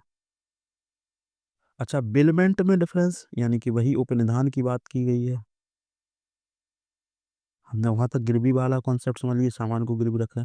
यह अस्थायी उपयोग के लिए सामान देने का एक कॉन्ट्रैक्ट होता है, इसमें गिरवी का उद्देश्य नहीं होता है। क्योंकि बिलमेंट में हमने जैसे ऊपर देखा है कि यहाँ पर क्या होता, कब्जा इसलिए दी जाता कि आपका सामान सुधार के आपको रिटर्न कर दें। गिरवी इसलिए रखा जाता है उसके बदले आपको कुछ पैसे मिले, जैसे ही आप उन पैसों को रिटर्न कर दोगे तो आपका सामान वापस कर दिया जाएगा। जैसे कपड़े धोने के लिए लॉन्ड्री वालों को देना। गिरवी के व्यावसायिक उपयोग यानी कि कमर्शियल यूटिलिटी और प्लेज ट्रांजैक्शंस देखते हैं। एक तो व्यावसायिक, भाई कोई भी आपने सामान रखा, पैसा रखा, आपने सोना रखा या घर रखा तो आपको लोन मिल जाएगा, तो एक व्यावसायिक उपयोग हो गया। दूसरा, व्यापारिक संपत्तियों को गिरवी रखकर निवेश जुटाना यानी कि इन्वेस्टमेंट जुटाना, और वित्तीय स्थिरता बनाए रखने के लिए सुरक्षित संपत्तियां। भाई इन चीज़ों को इसलिए भी व्यापार में यूज कर सकते हैं कि भाई गिरवी रख के कोई भी आपको लोन लेनी है तो आसानी से मिल जाती है। जैसे बैंक द्वारा कंपनी की मशीनरी को गिरवी रखकर लोन दे दिया गया है। अब समझते हैं भारतीय अनुबंध अधिनियम के तहत क्या परिभाषा होगी गिरवी की। तो भारतीय अनुबंध अधिनियम के तहत जो 1872 की धारा 172 में गिरवी को परिभाषित किया गया, कितने में, 172 में। क्या बोला गया, गिरवी वह अनुबंध है जिसमें वस्तु को ऋण या प्रदर्शन के लिए सुरक्षित रूप से दिया जाता है। तो गिरवी एक कॉन्ट्रैक्ट है जिसमें वस्तु को ऋण के लिए सुरक्षित रूप से दिया जाता है। प्रदर्शन मतलब उसका यूज भी कर सकें वो, है ना। तो ऋण के लिए सुरक्षित रूप से देना ही गिरवी रखना कहलाएगा। धारा 172 का आपको याद रखना है। अच्छा, और कुछ कानूनी विनियमन है यानी कि रेगुलेशन है। केंद्र और राज्य सरकारें प्लेज यानी कि गिरवी से संबंधित कुछ नियम बना सकती हैं। जैसे बैंकों द्वारा दिए गए लोन के नियम कि भाई गिरवी रखना है या नहीं रखना है। गिरवी संपत्तियों की जब्ती और नीलामी, भाई कोई भी गिरवी संपत्ति रखी गई है उसको कब जब्त करना है, कब उसकी नीलामी करनी है, ये सरकार नियम बना सकती है। जैसे बैंकिंग नियामक कानून को प्लेजी यानी कि जो प्लेजी के अधिकार तय करते हैं कि किस तरीके से जो प्लेजी होता है, कह सकते हो आपकी गिरवी की गिरवी रखने वाला व्यक्ति है, उनके अधिकार कितने रहेंगे, जो गिरवी रखने वाला व्यक्ति उसके क्या अधिकार रहेंगे, वो भी सरकारें तय करेंगी। देखते हैं। प्लेजर और प्लेजी के अधिकार। प्लेजर जिसको पाउनर बोलते हैं या पाउनी बोलते हैं, समझे। तो पाउनर को समझते हैं। पाउनर किसे बोलेंगे, गिरवी रखने वाला व्यक्ति, है ना। पाउनी किसको बोलेंगे, जिसके पास गिरवी रखा गया सामान। तो ये क्या होगा, जिसको ऋण चाहिए है यानी कि गरीब व्यक्ति समझ लो। तो ऋण चुकाने पर वस्तु वापस पाने का अधिकार रहेगा, बिल्कुल रहेगा। अगर प्लेजी सामान का दुरुपयोग करता है तो मुआवजा मांगने का अधिकार है। यदि जिसके पास सामान रखा उसने सामान का दुरुपयोग कर दिया तो मुआवजा भी ले सकता है। अब प्लेजी के अधिकार क्या होते हैं, जिसके पास रखा है, ऋण ना चुकाने पर सामान बेचने का अधिकार रहता है, अपने खर्चे और शुल्क की वसूली करने का अधिकार रहता है। तो ये दोनों अधिकार प्लेजी के रह जाते हैं। तो पाउनर और पाउनी का नाम ध्यान रखना है। पाउनर किसको बोलते हैं, वो व्यक्ति जो गिरवी सामान को रखते। पाउनर मतलब गरीब व्यक्ति, पाउनी मतलब अमीर व्यक्ति।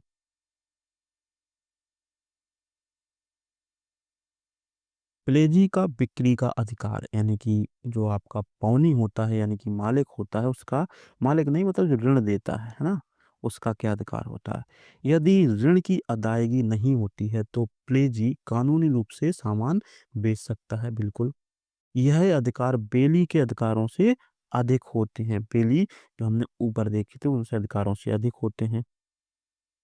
विशेष व्यक्तियों द्वारा प्लेज यानी कि गिरवी रखना। कुछ विशेष व्यक्तियों के लिए गिरवी के क्या कॉन्सेप्ट हैं, जैसे सहायक या प्रतिनिधि द्वारा प्लेज मान्य होगा, या कोई भी व्यक्ति जो कानूनी रूप से वस्तु का मालिक नहीं है गिरवी कारित नहीं कर सकता है। भाई किसी भी संपत्ति के आप मालिक नहीं हो, आप उसको गिरवी रख सकते हो, नहीं रख सकते हो। तो भाई ऐसे भी रख सकते हो, अगर किसी ने आपको कंडीशन दे दी जाओ हमारी ये सामान गिरवी रख के आओ, तो प्रतिनिधि के तौर पे आप उसका सामान गिरवी रख सकते हो। जैसे किसी एजेंट द्वारा ग्राहक को गहने को गिरवी रखना, तो ये चीजें हो जाती। एजेंट मतलब किसी भी मालिक का काम करने वाला एक नौकर मालिक के हिस्से का काम करे उसको एजेंट बोलते हैं। तो अगला चैप्टर हमारा आ जाता है एजेंसी का और इसी में हम एजेंट इनमें 3 चीज़ें पढ़ेंगे हम। एक देखेंगे एजेंट कौन होता है ना? और दूसरा देखेंगे मालिक कौन होता है और एजेंसी कौन होती है, ये 3 चीज़ों को देखेंगे हम। तो समझ लें एजेंसी मान लो कोई कंपनी है, कंपनी का कोई मालिक है, मालिक के हिस्से का काम करने वाला जो व्यक्ति है, उसकी प्रतिनिधि करने वाला, उसको एजेंट बोलेंगे। अब देखते हैं कि व्यावसायिक जीवन में एजेंसी लेन-देन की क्या पहचान है? एजेंसी वह कानूनी संबंध है जिसमें एक व्यक्ति यानी कि एजेंट दूसरे व्यक्ति यानी कि प्रिंसिपल जो मालिक कह सकते हो के लिए काम करता है और उसकी ओर से तीसरे पक्ष के साथ लेन-देन करता है। भाई मालिक के लिए जो एजेंट काम करता है, वही एजेंट होता है, मालिक को ही यहाँ पे प्रिंसिपल बोला गया है और मालिक के हिस्से का काम लेन-देन जो भी है वो एजेंट करेगा। तो वही एजेंसी हो जाती है पूरी। जैसे रियल एस्टेट में एजेंट द्वारा घर का बेचना, घर थोड़ी ना भाई एजेंट का है, तो घर का बेचना और प्रॉफिट मालिक को देना, तो मालिक के हिस्से का काम करना। बीमा एजेंट के द्वारा बीमा पॉलिसी बेचना, बीमा किसी बड़ी कंपनी का है। एक वकील का अपने क्लाइंट की ओर से कानूनी काम करना, तो कानून ये भी क्या हो जाता है, कानूनी काम करना, क्लाइंट की ओर से कानूनी काम करना। देखते हैं एजेंट में और एजेंसी में क्या प्रकार होते हैं, कुछ प्रकारों को। तो एजेंट को हम बोलते हैं अभिकर्ता। तो इनके प्रकार कौन-कौन हो सकते हैं? विशिष्ट एजेंट होते हैं, एक सामान्य होते हैं, एक यूनिवर्सल होते हैं। तो विशिष्ट इसको स्पेसिफिक बोलते हैं, जो विशेष कार्य के लिए नियुक्त किया जाता है। कोई स्पेसिफिक काम दे दिया है, उसके लिए ही नियुक्त करना है। जैसे कार बेचने के लिए एक एजेंट को नियुक्त कर दिया। सामान्य होते हैं, जो सामान्य व्यावसायिक गतिविधियों के लिए, जैसे एक मैनेजर के तौर पे किसी कंपनी ने उसको एजेंट बना दिया कि आप हमारे जितने भी काम हैं मालिक के, वो मैनेजर कर सकता है, तो ये सामान्य हो गया। यूनिवर्सल जब सभी कानूनी कार्य करते हैं, जैसे किसी असक्षम व्यक्ति के लिए नियुक्त अभिभावक। भाई कोई व्यक्ति असक्षम है, कोई पागल है या कह सकते हो माइनर है, तो उसकी जितनी भी पूरे काम-काज कौन कर रहा है, कोई भी अभिभावक कर रहा है, तो उसका वो एजेंट बन जाता है। तो वो यूनिवर्सल एजेंट बन जाता है। अच्छा, अभी हमने एजेंट समझा था, अभी करण का, है ना? अब एजेंसी के प्रकार देखें तो एजेंसी 3 प्रकार की हैं। एक है वास्तविक यानी कि जहाँ प्रिंसिपल और एजेंट के बीच स्पष्ट अनुबंध है। प्रिंसिपल मतलब कोई भी कंपनी का मालिक, एजेंट मतलब उस मालिक के बिहाफ़ पे करने वाला काम जो एजेंट होता है। बीच स्पष्ट कोई कॉन्ट्रैक्ट होगा कि आप हमारे हिस्से की ये काम करोगे। एक होती निहित एजेंसी यानी कि परिस्थितियों से उत्पन्न। कोई भी ऐसा एजेंट तैयार करना, ऐसी एजेंसी तैयार करना जो परिस्थितियाँ माँग रही हैं। एक होता है एजेंसी बाई नेसेसिटी यानी कि ज़रूरत यानी कि आपात स्थिति में बनाई गई कोई भी ऐसी अभिकरण एजेंसी जो आपात स्थिति में बनी है और मालिक ने अपने एजेंट को एक तय सीमा तक समय तक उसने काम पे दे दिया कि आपको हमारे ये काम करने हैं। तो ये 3 प्रकार की एजेंसियों के प्रकार हो जाते हैं। अच्छा बात की जाती है एजेंट और नौकर में क्या अंतर है? देखें, एजेंट स्वतंत्र रूप से कार्य करता है और तीसरे पक्ष के साथ कॉन्ट्रैक्ट कर सकता है मालिक के बिहाफ़ पे। जैसे रियल एस्टेट में घर बेचने वाला जो एजेंट होता है, वो क्या होता है स्वतंत्र होता है, घर बेच देता है, जो प्रॉफ़िट होता है, वो अपने प्रिंसिपल या मालिक को दे देता है। अच्छा नौकर का क्या होता है? केवल अपने मालिक के निर्देशों के अनुसार कार्य करता है, जैसे घर का नौकर, तो मालिक के निर्देशों के अनुसार कार्य करता है, यहाँ पे स्वतंत्र होता है और कोई भी अनुबंध कर सकता है, अनुबंध मतलब कोई भी कॉन्ट्रैक्ट कर सकता है। बढ़ते हैं आगे, एजेंसी लेन-देन के लिए आवश्यकताएँ, यानी कि समझें प्रिंसिपल यानी कि मालिक और एजेंट के बीच की सहमति, प्रिंसिपल के पास कानूनी क्षमता का होना, एजेंट को प्रिंसिपल के कार्य करने की अनुमति होनी चाहिए। तो ये कुछ आवश्यक चीज़ें होती हैं कि ऐसा होना ज़रूरी है कि भई यहाँ पे मालिक और एजेंट के बीच सहमति होनी चाहिए तब कोई एजेंसी चलेगी। प्रिंसिपल मेन तो मालिक के पास पर्याप्त कानूनी क्षमता होनी चाहिए कि भई एजेंट को हटाना भी है तो हटा सके और एजेंट को प्रिंसिपल के कार्य करने की अनुमति होनी चाहिए। भई प्रिंसिपल उसको अनुमति दे कि भई तुम हमारे हिस्से का काम करो। जैसे एक वकील अपने क्लाइंट के लिए कानूनी कार्रवाई करता है। तो कानून क्लाइंट क्या हो गया है? मालिक हो गया, वकील उसका एजेंट हो गया है। एजेंसी बनाने के विभिन्न तरीके देखो कैसे बनती है। एक स्पष्ट अनुबंध से यानी कि लिखित या मौखिक तौर से आपने एक अनुबंध या कॉन्ट्रैक्ट बना लिया है, तो आप एजेंसी बना सकते हो। निहित यानी कि इम्प्लाइड एग्रीमेंट, जब व्यापार से उत्पन्न भाई ज़रूरत पड़ रही है कि भाई हमें एक काम कराना है अपने एजेंट से और ये ज़रूरत है तो उसको हमने अपनी काम सौंप दिए हैं तो वो निहित हो गया है। आवश्यकता से मतलब जब आपातकाल स्थिति है तब आपको बनाना है। नियुक्ति से कानूनी रूप से अगर नियुक्त कर दिया किसी एजेंट को। ये एजेंसी बाय रेक्टिफिकेशन यानी कि प्रिंसिपल द्वारा यानी कि मालिक द्वारा पहले से अनधिकृत कार्य को मंजूरी करना। जो भी अनधिकृत कार्य जो उसके अधिकार में नहीं है और एजेंट को बाद में मंजूर कर देना कि अब आपके अधिकार क्षेत्र में हो गया, तो हो जाता है रेक्टिफिकेशन वाला कार्य। अच्छा, प्रतिनिधि कौन होता है? जिसको डेलीगेशन बोलते हैं। तो एजेंट अपने कर्तव्यों को किसी और को सौंप देता है जब यह स्पष्ट रूप से अनुमति दी गई हो और परिस्थितियों में आवश्यक यानी कि एक एजेंट को काम में व्यस्तता है तो अपने सहायक को अस्थायी रूप से काम को सौंप देता है। तो भाई एजेंट भी यहाँ पे अपने नीचे कोई भी एक प्रतिनिधि तैयार कर सकता है जो एजेंट के हिस्से का काम करे, जो अस्थायी रूप से काम करता है उसको एजेंट का प्रतिनिधि कह सकते हैं। एजेंट के क्या कर्तव्य हैं और क्या अधिकार मिलेंगे इनको? तो एजेंट के कर्तव्य होते हैं कि प्रिंसिपल के आदेशों को मानें, प्रिंसिपल के हितों में कार्य करें और प्राप्त धन का प्रिंसिपल को हिसाब दें। प्रिंसिपल मतलब मालिक को। यानी कि एक एजेंट प्रिंसिपल के मुनाफे को छुपा नहीं सकता है, ज़रूरी है। अधिकार क्या है? कमीशन प्राप्त करने का अधिकार है, खर्चा की वसूली का अधिकार है, उचित समय पर भुगतान पाने का अधिकार है। भाई इतने तो अधिकार इसलिए मिलेंगे कि भाई कमीशन मिलेगा और जो भी उसके खर्च हो रहा है वो मिलेगा और समय-समय पे उसको पैसा मिले मालिक के द्वारा या प्रिंसिपल के द्वारा। तो एजेंटों के अधिकारों का दायरा, कितना दायरा, कितना कहाँ तक सीमित है? तो वास्तविक अधिकार ये होते हैं कि प्रिंसिपल द्वारा स्पष्ट रूप से दिए गए जो अधिकार हैं वो वास्तविक हो जाते हैं, निहित होते हैं। परिस्थिति अगर देखने को मिल रही है तो वहाँ पे वो कर सकता है, उसके पास ये अधिकार हो जाते हैं। जैसे एक सेल्स एजेंट ग्राहकों को साथ जो सौदा कर रहा है वो भी एक क्या हो गया उसका अधिकार हो गया है। प्रिंसिपल की जिम्मेदारी, तो एजेंट द्वारा किए गए वैध कार्यों के लिए प्रिंसिपल जिम्मेदार रहता है। यहाँ तक कि एजेंट द्वारा की गई चूक या गलतियों के लिए भी प्रिंसिपल जिम्मेदार रहता है। ये कॉन्सेप्ट याद रखना, ये पेपर में सबसे ज़्यादा पूछा जाता है कि किसी भी एजेंट के द्वारा कोई भी गलती कर दी जाती है तो उस गलती या चूक के लिए कौन जिम्मेदार होता है? क्या प्रिंसिपल जिम्मेदार होता है या नहीं? तो हाँ, होता है। ठीक है। एजेंट की प्रिंसिपल के प्रति जिम्मेदारी, तो भाई एजेंट कितना जिम्मेदार है अपने मालिक के प्रति?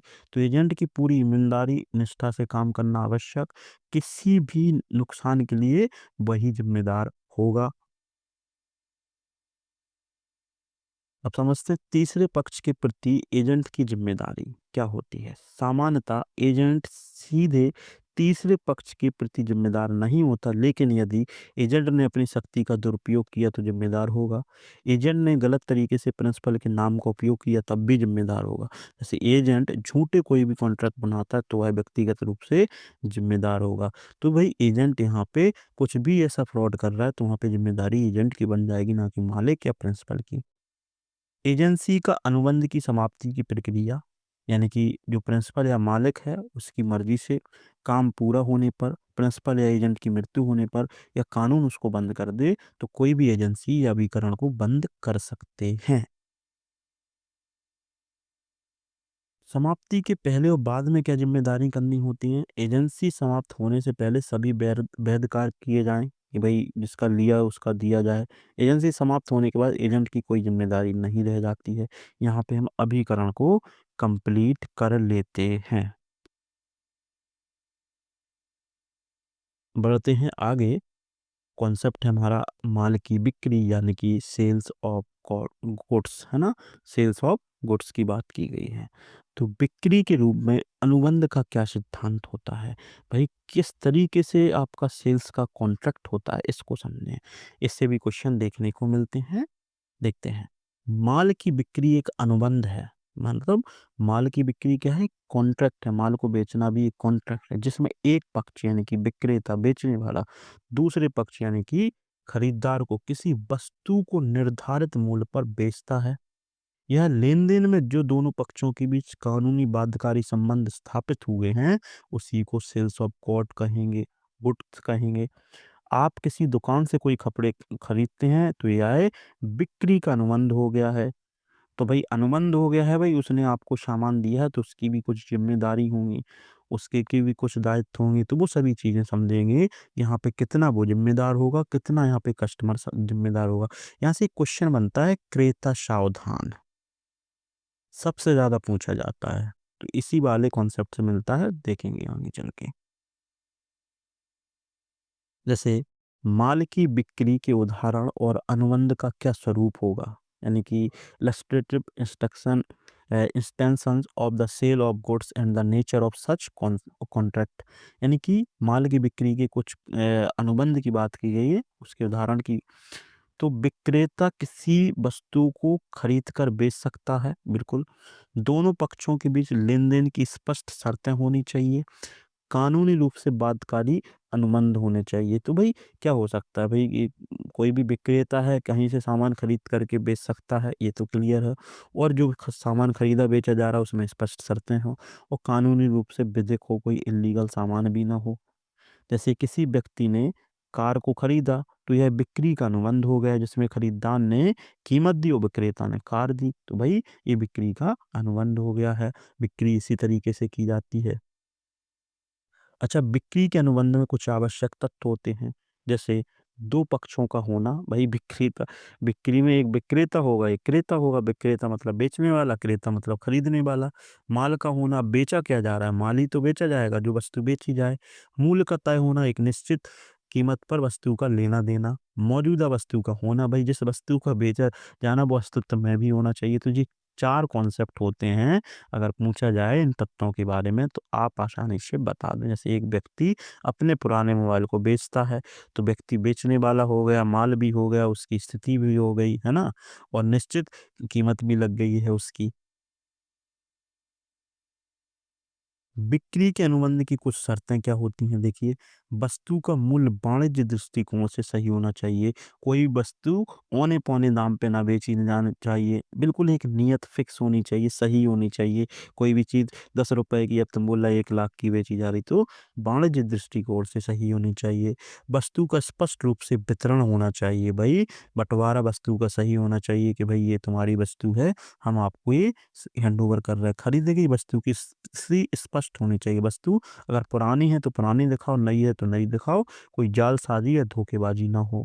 अगर आप किसी दूसरे हाथ की गाड़ी खरीदते हैं तो उसकी स्थिति, उसका उम्र, माइलेज जो भी होता है स्पष्ट होना चाहिए। भाई आप पुरानी गाड़ी खरीदते हो, पता होना चाहिए पुरानी है, इतनी चली है, कंडीशन है। तो ये शर्तों को ध्यान रखा जाता है।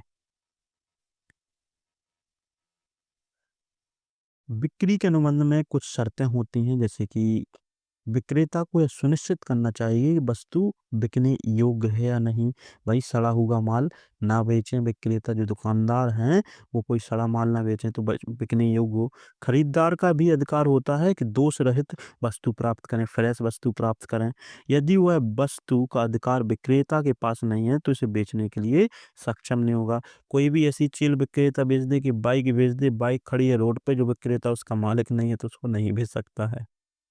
अच्छा, यही आ गया क्रेता सावधान वाला कॉन्सेप्ट, इसको आपको बहुत अच्छे से याद रखना है। तो इसको बोलते हैं कैविएट एम्पटर, यानी कि और उसके अपवाद और कॉन्सेप्ट समझते हैं। कैविएटर एम्पटर का मतलब है खरीदार को हमेशा सतर्क रहना चाहिए। इसका मतलब है कि खरीदार को वस्तु की स्थिति का निरीक्षण करना चाहिए, वस्तु कैसी है, सही है, नई ले रहा है तो नई है, उसमें कोई कमी तो नहीं है। तो क्रेता की जिम्मेदारी होती है वो सावधान रहे। इस पे एक मैंने लॉन्ग क्वेश्चन रखा है, सबसे पीछे आपको देखने को मिलेगा। इसमें कुछ अपवाद होते हैं, जैसे अगर विक्रेता ने वस्तु के बारे में गलत जानकारी दी है, तो यहाँ क्रेता की जिम्मेदारी जो सावधान वाली है, कोई दिक्कत नहीं है, वो कोर्ट में जाकर के उसके खिलाफ लड़ सकता है। अगर विक्रेता ने वस्तु की गुणवत्ता का सही विवरण नहीं दिया कि कितनी क्वालिटी है, ये क्वालिटी है नहीं है, तो यहाँ जिम्मेदारी क्रेता की कम रहती है, और अन्य चीज़ों की जिम्मेदारी बढ़ जाती है क्रेता की। अगर विक्रेता ने छुपाकर कोई दोष विक्रय की वस्तु में बताया है, तो खरीदार को जानकारी नहीं है, तो विक्रेता की जिम्मेदारी बढ़ जाती है, ना कि क्रेता की बढ़ती है।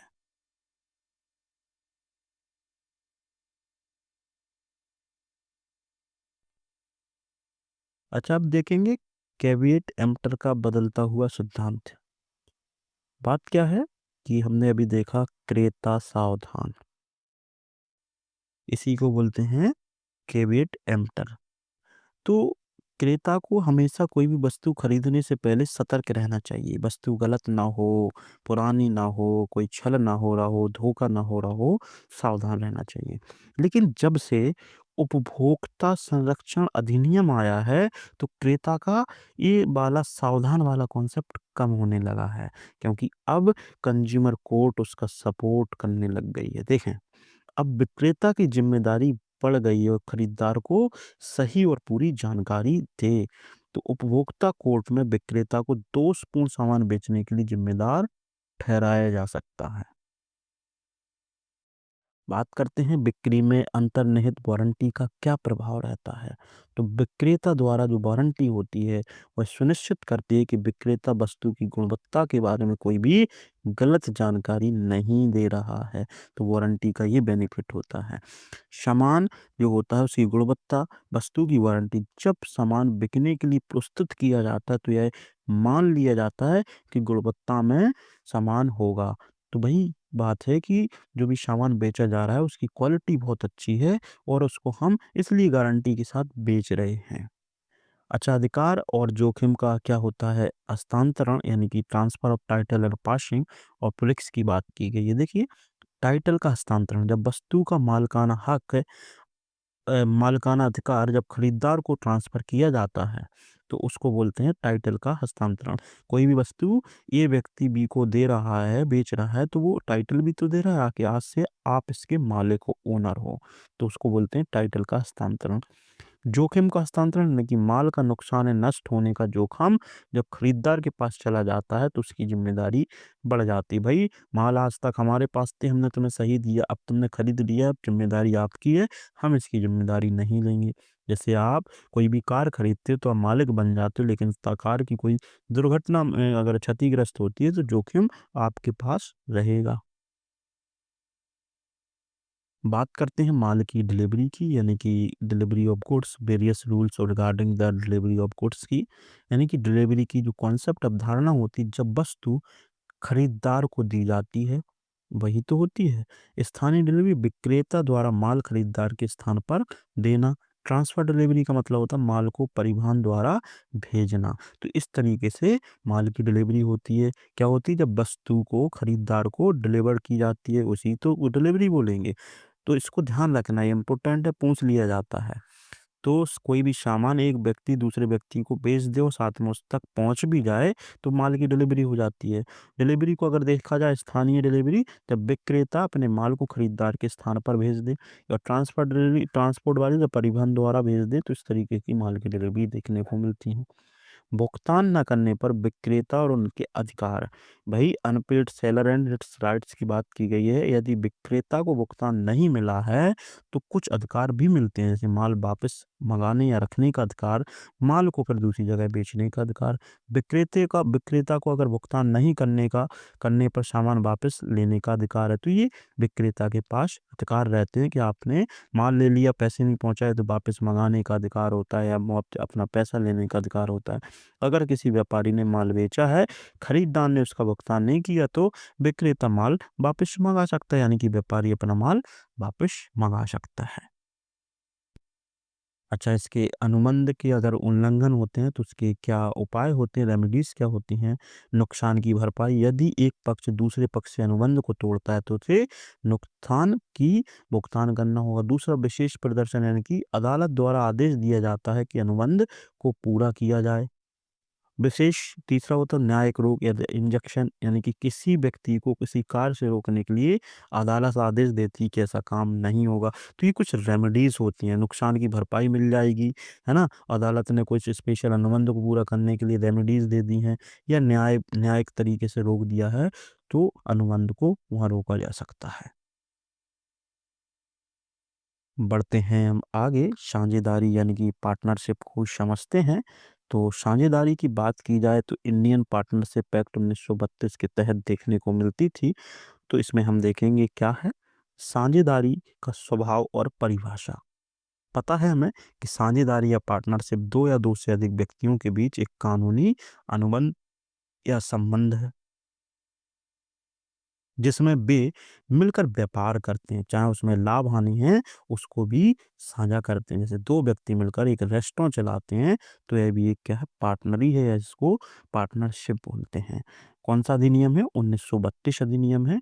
साझेदारी अधिनियम के अनुसार साझेदारी एक समझौता है, जो 2 या 2 से अधिक व्यक्तियों के बीच लाभ के उद्देश्य के लिए मिलकर चलाते हैं। समझौता साझेदारी अनुबंध यानी कि पार्टनरशिप डीड के माध्यम से होती है, जिसमें सभी साझेदारों के अधिकार और कर्तव्य व जिम्मेदारियों का उल्लेख होता है। क्या होता है?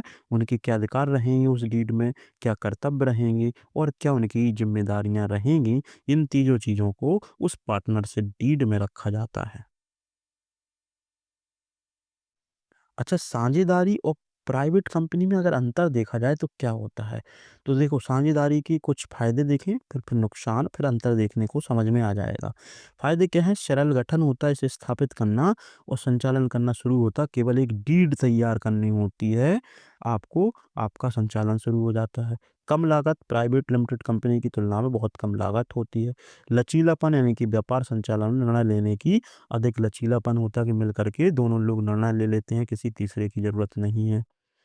कर लाभ यानी कि टैक्स में भी थोड़ा लाभ होता है क्योंकि कंपनी का कॉर्पोरेट टैक्स लगता है, साझेदारी में कॉर्पोरेट टैक्स नहीं लगता है, लेकिन कर में थोड़ा-सा टैक्स की यहाँ पे फ़ायदा हो जाती है। नुकसान भी होते हैं कुछ, जैसे असीमित उत्तरदायित्व, बहुत ज़्यादा उत्तरदायित्व हैं, क्योंकि साझेदारों को व्यक्तिगत रूप से फर्म की देनदारी की उत्तरदायी करनी होती है। जैसे कोई कंपनी होती है, उस कंपनी में सीमित देयता होती है। कहने की बात है, कंपनी में 10 मालिक हैं, तो कंपनी में मान लो 1-1 लाख के उन्होंने शेयर खरीदे हैं, तो उनकी देनदारी केवल 1-1 लाख की है। कंपनी कितने भी नुकसान में चली जाएगी, उनके ऊपर कोई विधिक कार्रवाई नहीं होगी। लेकिन पार्टनरशिप में उनकी देनदारी इतनी हो जाती है, जितना उन्होंने नुकसान दिया है, उतनी भरपाई करनी होगी।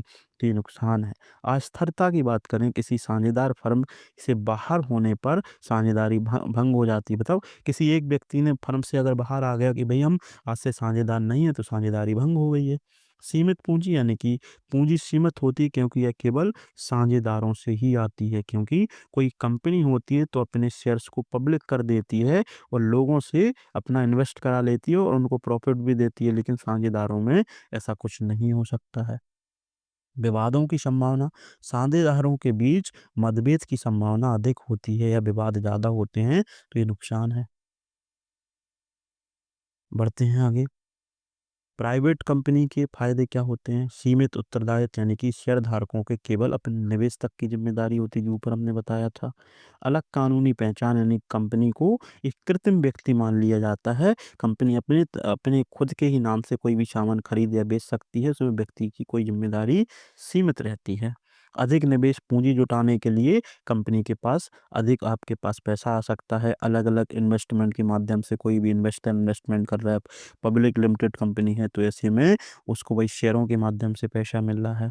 और जैसे व्यवसाय की स्थिरता यानी कि निदेशक यानी कि डायरेक्टर के बदलने से कंपनी पे कोई भी असर नहीं पड़ता। कितने भी डायरेक्टर को बदलो, क्योंकि कंपनी में शेयर होल्डर 10 हैं, डायरेक्टर किसी एक को बनाया, कल किसी को बनाओ, तो उसमें कंपनी का कोई भी नुकसान नहीं होता है। अगर बात करें कि नुकसान की, तो उच्च स्थापना लागत यानी कि स्थापना को स्थापना करने के लिए पर्याप्त पैसा लगना, तो पंजीकरण और जो भी अनुमानित लागत है वो बहुत ज़्यादा अधिक होती है। कंपनी और कानूनी औपचारिकताओं को मानना होता है कि भई नियमित तरीके से रिपोर्टिंग करना हो, अनुपालन करना कि कॉर्पोरेट टैक्स देना, साथ में आप रेगुलेशन में रहो, है नी? कम गोपनीयता, वित्तीय विवरण सार्वजनिक होते हैं क्योंकि कंपनी सार्वजनिक है, अगर तो वित्तीय गोपनीयता पब्लिक रहेगी, इतनी करोड़ की कंपनी है। निष्कर्ष यही है, यदि व्यापार छोटा है तो न्यूनतम कानूनी औपचारिकताओं के साथ शुरू करना चाहते हैं तो साझेदारी उपयुक्त हो सकती है। यदि व्यापार बड़ा है तो अधिक पूंजी की आवश्यकता है, तो कानूनी सुरक्षा चाहते हैं तो प्राइवेट लिमिटेड कंपनी बेहतर है। सीधी सी बात है, अगर आप न्यूनतम छोटा व्यापार शुरू कर रहे हैं तो भाई आप साझेदारी में जाइए, और बड़ा व्यापार करना चाहते हैं तो आप कंपनी खोलिए। ये हमारा अंतिम चैप्टर रहेगा, चैप्टर नंबर 8 रहेगा। इसको बोलते हैं एनआई एक्ट, जिसको नेगोशिएबल इंस्ट्रूमेंट बोला जाता है। ये एनआई एक्ट आपका 1881 में आया हुआ एक्ट था। इसके केस आपको लोकल लेवल पे बहुत ज़्यादा देखने को मिलेंगे। चेक से संबंधित जो आपके केस होते हैं, जो हम आपको जिसको चेक बाउंसिंग वगैरह बोलते हैं, वो सभी इसी एनआई एक्ट में देखने को मिलते हैं। अब होता क्या है एनआई एक्ट या पराक्रम लिखत, इसको ही पराक्रम लिखत बोलते हैं। देखें, पराक्रम लिखत जिसको बोलते हैं, क्या होते हैं, बेदस्तावेज होते हैं। तो मतलब पराक्रम लिखित क्या होते हैं, कोई दस्तावेज होते हैं जिनके जरिए किसी व्यक्ति को भुगतान किया जाता है, जिन्हें किसी अन्य व्यक्ति को ट्रांसफर किए जाता है। इन उपकरणों के द्वारा, जैसे उपकरण जैसे चेक है, बिल ऑफ एक्सचेंज है, प्रोमिसरी लेटर हो गया, नोट हो गया है, इनके माध्यम से आप कोई भी चीज को ट्रांसफर कर रहे होते हैं। समझे बात को? क्या है चेक? क्या है चेक? क्या है? एक दस्तावेज है। तो चेक क्या हो गया? एक पराक्रम लिखित हो गया। तो किसी व्यक्ति को मान लो, अगर जिसके जरिए आप किसी व्यक्ति को भुगतान करना चाहते हो, उसका नाम भर दिया आपने, और अन्य व्यक्ति को आपको जैसे ट्रांसफर करना है तो आप उसको ट्रांसफर करके दे सकते हो, भाई ये तुम्हें हमने चेक दी 1 करोड़ रुपए की, जाके भंजा लो। तो यही सब क्या होते हैं? पराक्रम लिखित होते हैं। जो दस्तावेज होते हैं जिसमें लेन देन या ट्रांसफर से जुड़े हुए पैसे से भुगतान से जुड़ा हुआ मामला होता है, उसको पराक्रम लिखित बोलते हैं। नेगोशिएबल इंस्ट्रूमेंट बोलते हैं, जैसे कि चेक, बिल ऑफ एक्सचेंज और प्रोमिसरी लेटर। इन दोनों को हम इसमें डिस्कस करेंगे अभी। इसको ही अंग्रेजी में एनआई एक्ट या पराक्रम लिखित अधिनियम 1881 के नाम से भी जानते हैं। जैसे अगर अगर आप किसी चेक को देते हैं तो वह चेक किसी अन्य व्यक्ति को ट्रांसफर कर दिया जाता है। मतलब आप किसी को चेक देते हैं तो वह चेक किसी अन्य को ट्रांसफर कर दिया जाता है। तो पराक्रम लिखित मतलब दस्तावेज होते हैं, सीधी सी बात। देखो, कितने प्रकार के हमने बताया था, 3 प्रकार के देखने को मिलते हैं। एक होता है प्रॉमिसरी नोट्स, ये आएंगे एग्जाम में, ध्यान रखेंगे ये एग्जाम में आएंगे। तीनों में से कोई एक 100% आएगा। एक लिखित वचन है, वचन मतलब एक प्रॉमिस है, जिसमें एक व्यक्ति दूसरे व्यक्ति से एक निश्चित राशि भुगतान करने का वचन देता है। प्रॉमिसरी एक लेटर होता है जिसमें लिख दिया जाता है कि भाई 1 लाख रुपए आप इस व्यक्ति को दे देना। मान लीजिए एक ए है, एक बी है। ए ने एक लेटर जारी किया कि बी के पास चले जाओ, सी को दिया कि भाई ये लेटर लेके बी के पास चले जाओ और उससे इतने रुपए ले लो। तो वो लेटर के माध्यम से, लेटर जैसे ही वो देखेगा आपको इतने रुपए दे देगा। तो क्या होता है? एक लिखित वचन होता है जिसमें एक व्यक्ति दूसरे व्यक्ति को एक निश्चित राशि भुगतान करने का वचन देता है। तो कह सकते हो इस वचन को इस तरीके से समझ सकते हो। बिल ऑफ एक्सचेंज क्या होता है? एक लिखित आदेश जिसमें एक व्यक्ति दूसरे व्यक्ति को निश्चित समय में पैसा देने का निर्देश देता है। इसमें उन्होंने डेट लिख दी कि हम आपको इतने इतने तारीख, मतलब 1/1/2025 तक 1 करोड़ रुपए की धनराशि दे देंगे किसी भी व्यक्ति को। अब भाई ऐसी कब होती हैं? व्यापार में ये डील होती हैं। तो व्यापार में बिल ऑफ एक्सचेंज जैसे नोट्स होते हैं या जो कागजात होते हैं एक दूसरे को दे देते हैं जैसे सिक्योरिटी के तौर पे कि आपको हम 1 करोड़ इतनी इतनी तारीख तक आपके पास पहुंच जाएंगी। ये हमारा प्रोमिसरी लेटर है, या कह सकते हो बिल ऑफ एक्सचेंज है, जिसके माध्यम से सामने वाले को सिक्योरिटी फील होती है। तो ये आपके दस्तावेज होते हैं। चेक हमें पता ही है, एक बैंक दस्तावेज। इसमें एक व्यक्ति अपने बैंक को आदेश देता है कि वह निश्चित धनराशि एक अन्य व्यक्ति को भुगतान करे। ध्यान रखना, इन परिभाषा में से कोई एक परिभाषा 100% आएगी। उदाहरण, किसी व्यापार के लिए अपने जो चेक दिया है वो भी एक पराक्रम में लिखित होता है। समझें? इनके निर्माण और व्यापार के लिए आवश्यक शर्तें क्या होती हैं? यानी कि दस्तावेज का स्पष्ट रूप से लिखित होना चाहिए। भाई चेक दे रहे हैं, स्पष्ट रूप से लिखा होना चाहिए किसके नाम कितना पैसा देना है। या कह सकते हो प्रोमिसरी लेटर दे रहे हो तो वो भी भाई लिखित होना चाहिए कि हम इतने इतने रुपए आपको इतनी इतनी तारीख को दे रहे हैं। या कह सकते हो आपको जो बिल ऑफ एक्सचेंज है उसमें कंडीशन बिल्कुल फिक्स लिखी होनी चाहिए, स्पष्ट लिखी होनी चाहिए। उपकरण पर उचित हस्ताक्षर और तारीख होनी चाहिए। जो आप लेख दे रहे हो, जो दस्तावेज दे रहे हो, चेक हो या प्रॉमिसरी लेटर हो, तारीख और हस्ताक्षर भी होना चाहिए कि हम परमिट कर रहे हैं। या निश्चित और व्यक्त भुगतान को निर्धारित करता हो। भाई फिक्स हो कि भाई 1 करोड़ देने हैं, 10 लाख देने हैं, फिक्स हो भाई, निश्चित समय में देने हो। जैसे चेक में हमेशा बैंक की जानकारी, भुगतान की राशि और तारीख स्पष्ट होती है। तो भाई ये आवश्यक शर्तें होनी चाहिए, स्पष्ट होनी चाहिए, हस्ताक्षर, तारीख होनी चाहिए और भुगतान का निर्धारण भी होना चाहिए। योग पक्ष की बात की जाए, कंपेटेंट पार्टीज है ना, कौन होता मेकिंग एंड द नेगोशिएशन? सिर्फ वही व्यक्ति जिनके पास कानूनी अधिकार हैं वे परिक्रम लिखित बना सकते हैं और इसका कारोबार कर सकते हैं या कारोबार कर सकते हैं।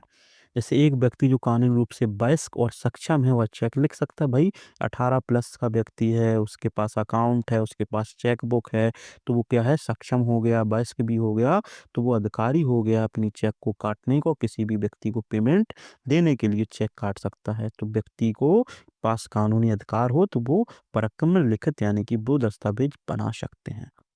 स्वीकृति की बात की गई है तो परिक्रम लिखित स्वीकार करने का मतलब है कि भुगतान करने का वचन स्वीकार किया गया है।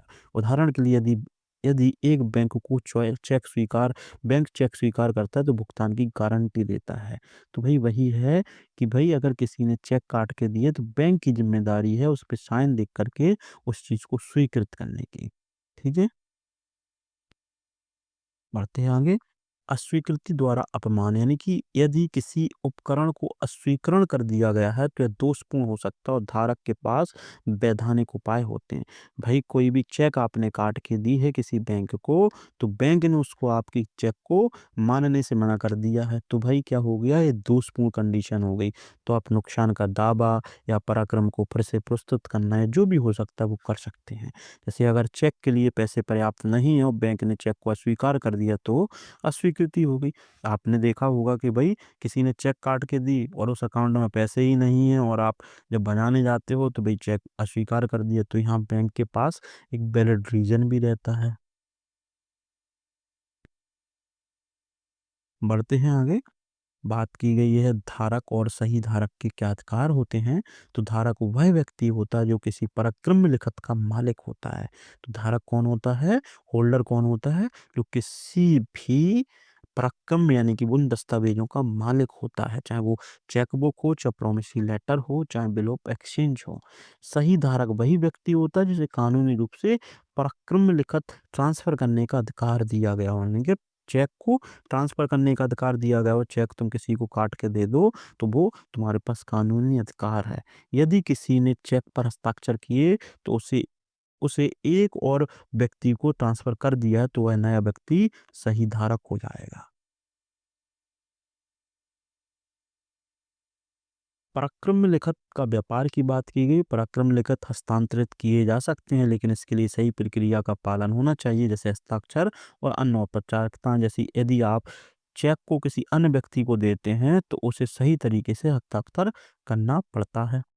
पराक्रम लिखित का प्रस्तुतिकरण यानी कि उचित तरीके से प्रस्तुत करना आवश्यक है ताकि भुगतान किए जा सके। भाई उचित तरीके से ही तो प्रस्तुत करना होगा, सही तरीके से वैलिड तरीके से भरना होगा।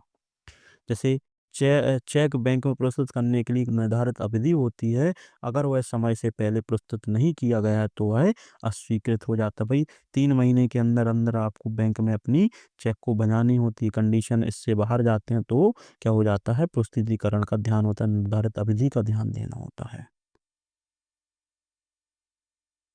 चेक की बात की जाए, भुगतान के नियम देखें तो चेक की स्वीकृति की बात करें, चेक को उस बैंक द्वारा भुगतान किया जाएगा जो चेक पर अंकित है ना।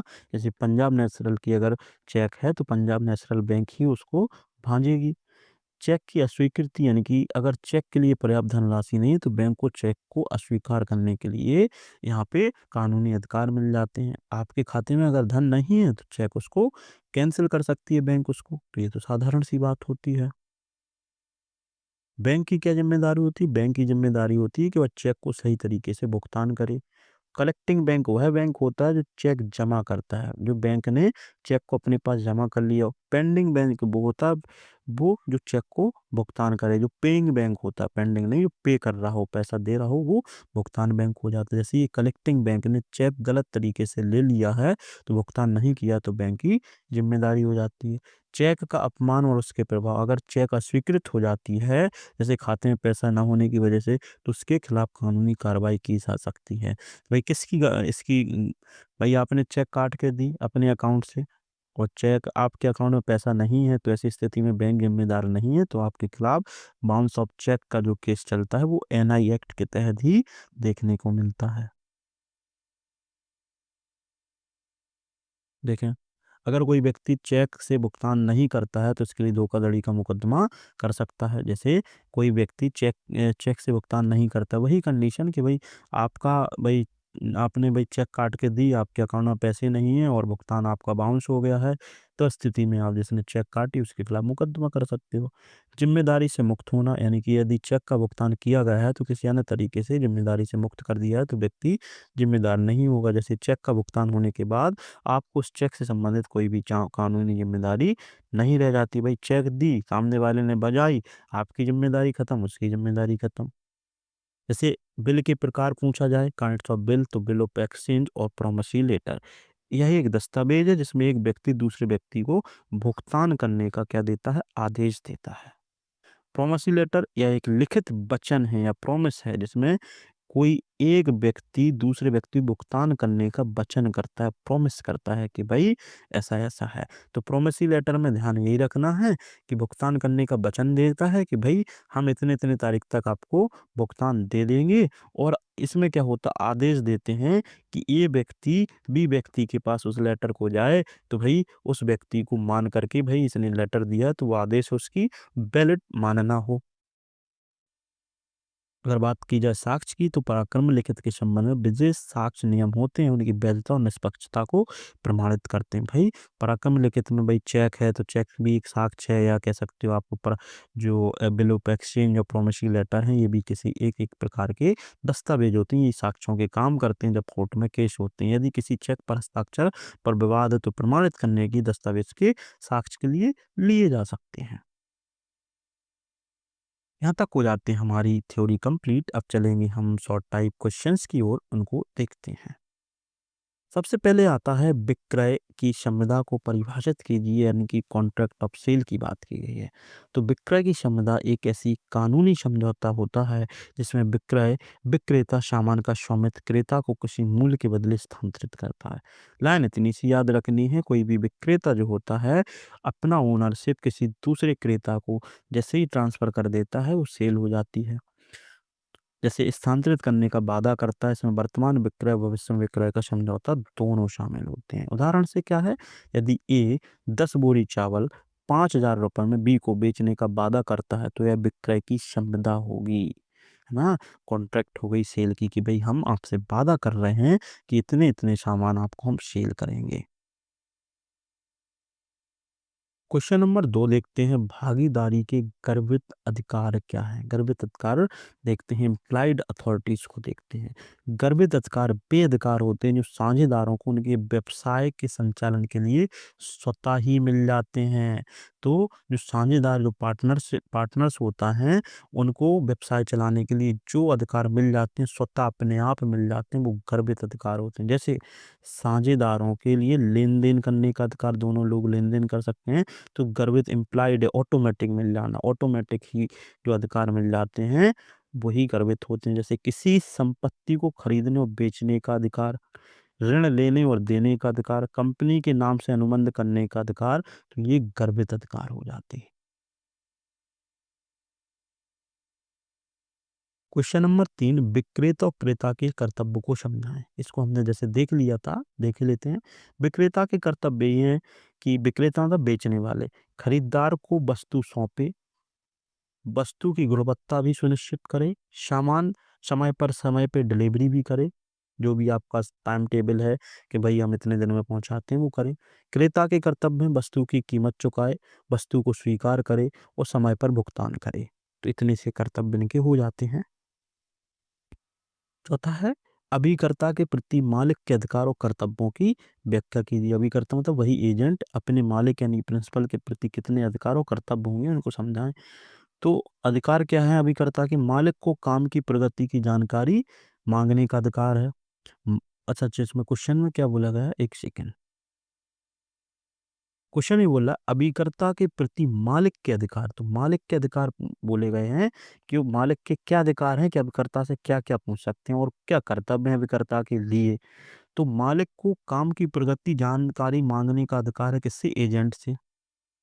मालिक को किसी नुकसान की पूर्ति मांगने का अधिकार है कि नुकसान तुमने किया है उसको पूरित किया है नहीं किया। कर्तव्य उचित दिशा निर्देश दे किसको, एजेंट को अपने। और अभिकर्ता के काम और उचित समय का उचित भुगतान करे, अभिकर्ता का समर्थन करे। तो कुछ कर्तव्य हो जाते हैं मालिक के, कुछ अधिकार होते हैं। तो उचित दिशा निर्देश देना कर्तव्य है ना? उचित भुगतान करे समय-समय पे और उसका समर्थन करे। 5वां क्वेश्चन है, एक फर्म के गैर रजिस्ट्रेशन के प्रभावों का वर्णन कीजिए। किसी फर्म का अगर रजिस्ट्रेशन नहीं है तो क्या-क्या प्रभाव हो सकते हैं?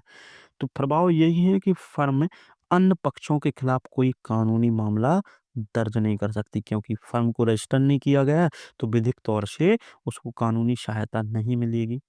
साझेदारों के बीच विवाद को अदालत हस्तक्षेप नहीं करेगी, क्योंकि आपने कोई भी डीड नहीं बनाई है, आपने अपने आप को रजिस्टर नहीं बनाया है, या एलएलपी में आपने अपने आप को पंजीकृत नहीं किया गया, लिमिटेड लायबिलिटी जो होता है ना? एलएलपी बोलते हैं, लिमिटेड लायबिलिटी पार्टनरशिप।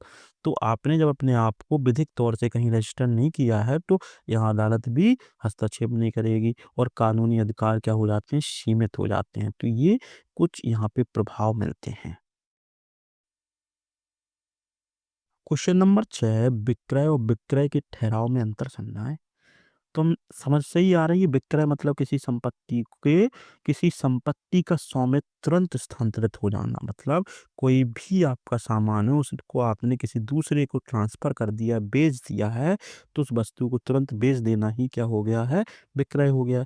विक्रय का ठहराव मतलब भविष्य में स्वामित्व स्थानांतरण करने का वादा करना। जैसे हम आपसे प्रॉमिस करके चले गए कि 500 रुपए रख लो, ये हमारा बयाना है, हमने क्या कर दिया, विक्रय का ठहराव कर दिया, आगे चल के हम तुम्हें पूरी कीमत देंगे और आप हमें सामान दे देना। तो जो बयाना शब्द होता है हम लोग बोलते हैं, वही विक्रय का ठहराव होता है, जिसको एग्रीमेंट टू सेल भी कहा जाता है।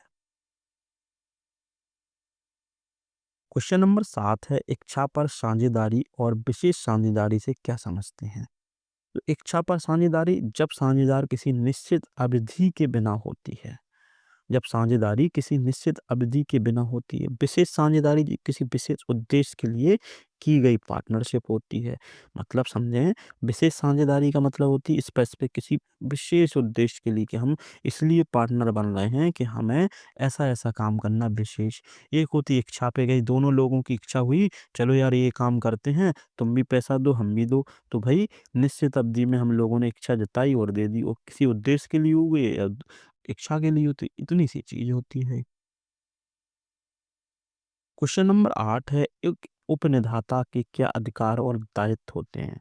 उपनिदेता मतलब बेलर होता है, यानी कि सामान का असली मालिक, जो बताया था हमने। अधिकार यही होते हैं, वस्तु वापस लेने का अधिकार, सुरक्षा की मांग करने का अधिकार, मतलब किसी बेली को उसने अपना सामान दिया है सुधारने के लिए, तो भाई उसको सामान सही तरीके से मिले। दायित्व होता है कि सही विवरण दे अपने सामान का, कि इतनी इतनी कमी थी। और वस्तु की सुरक्षा सुनिश्चित करना, कि वस्तु जिस जगह पे दे रहा है, क्या वो स्थान सुरक्षित है, बेली सुरक्षित या नहीं है, तो ये ज़िम्मेदारी भी होती है उसकी। क्वेश्चन नंबर 9 है, क्षतिपूर्ति की संविदा को परिभाषित कीजिए।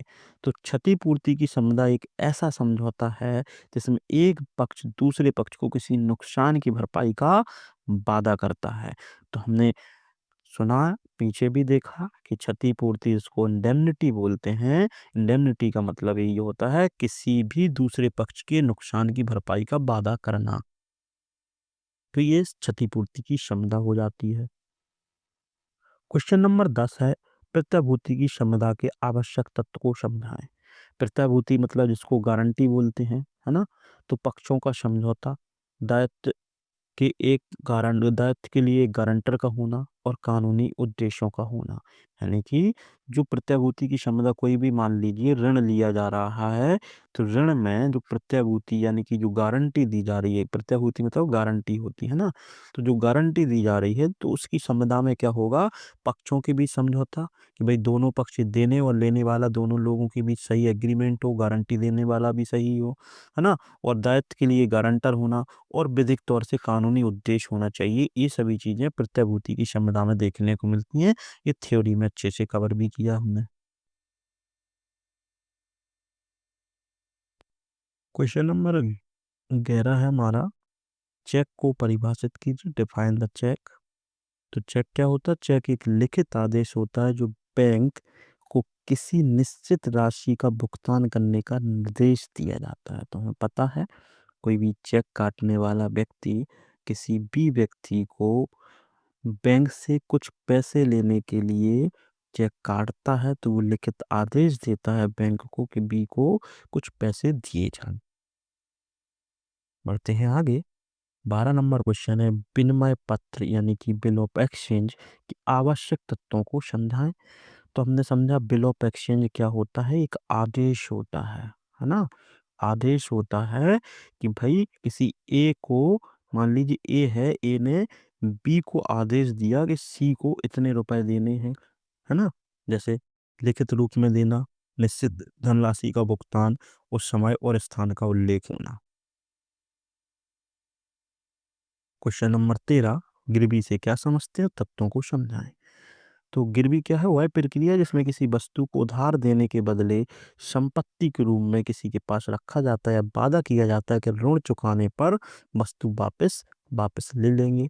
तो गिरवी हमें पता है किसी भी पैसे को रखने के लिए हम जो अपने सामान को गिरवी रखते हैं, जैसे ही पैसे हम वापस दे देते हैं तो उसको सामान वापस कर दिया जाता है। तो वही है कि गिरवी रखते हैं तो संपत्ति का स्थानांतरण देखने को मिलता है, वस्तु की वास्तविक डिलीवरी हो रही है कि वस्तु दी जा रही है।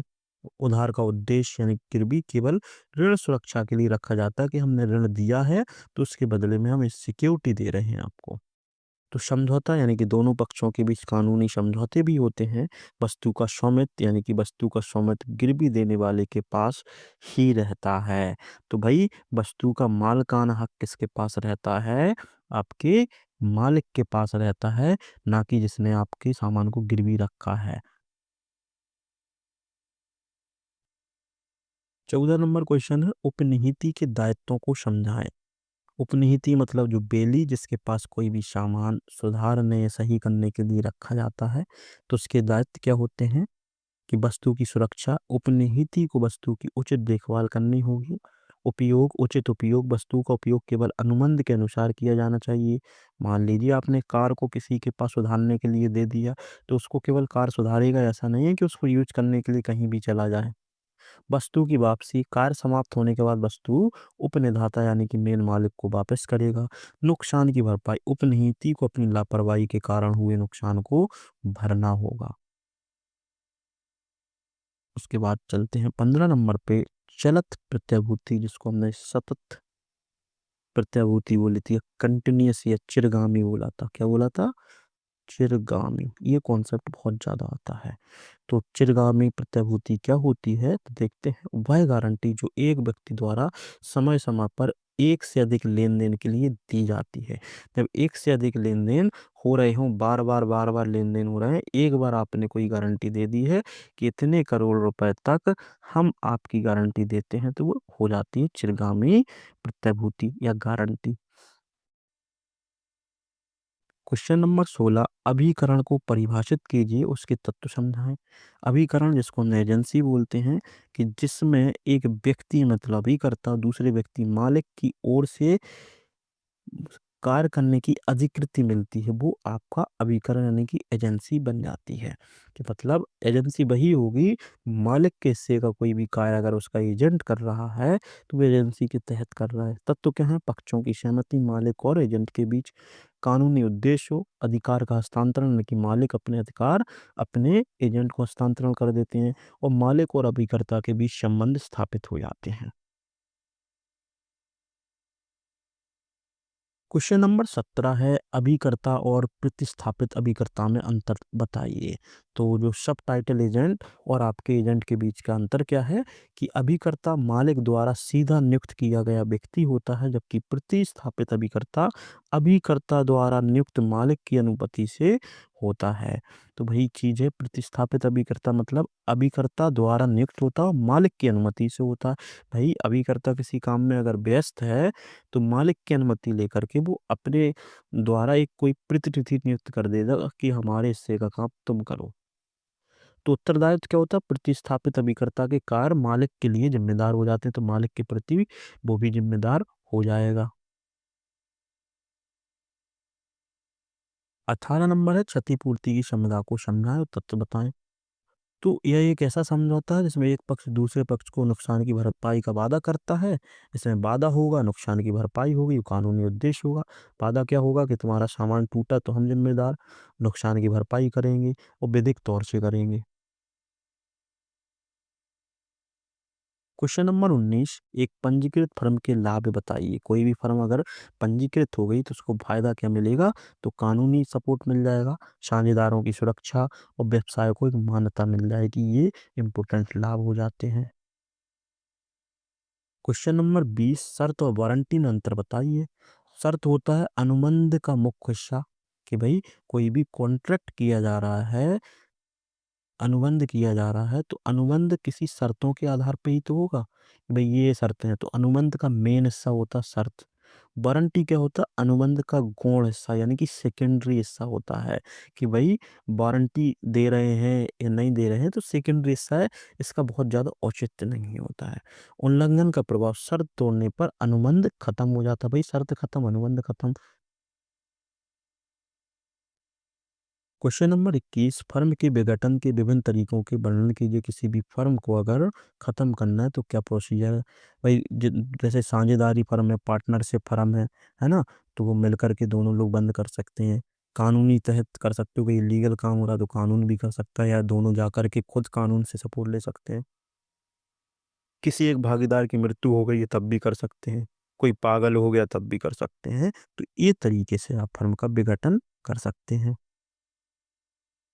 22 नंबर है आपका असदत विक्रेता, या जिसको अदद विक्रेता बोलते हैं, वो क्या होता है? तो अदद विक्रेता के अधिकारों का वर्णन कीजिए। तो अनपेड सेलर जो होते हैं, सामान पर रोक, सामान की पुनः बिक्री, न्यायालय से सहायता।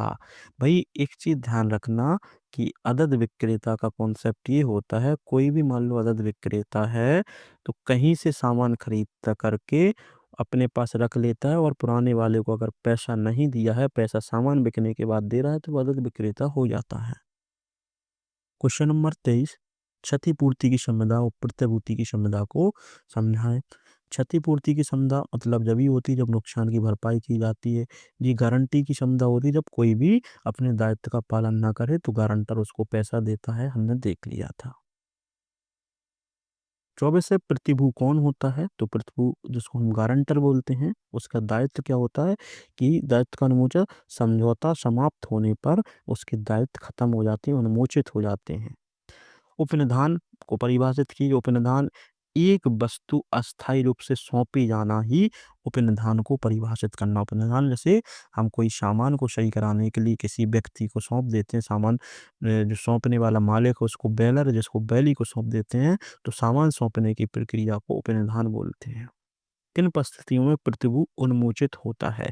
तो भाई अनुबंध के उल्लंघन पर प्रतिभूति उन्मोचित होता है, मतलब अपनी गारंटी ले सकता है। आगे चलते हैं, लॉन्ग क्वेश्चन दिए गए हैं ये। लॉन्ग क्वेश्चन में साझेदारी अधिनियम में फर्म की भागीदारी के विघटन से जुड़े प्रावधानों को समझाएं। तो यहाँ पे भागीदारी विघटन से जुड़े मुद्दे की बात की जा रही है साझेदारी अधिनियम के तहत।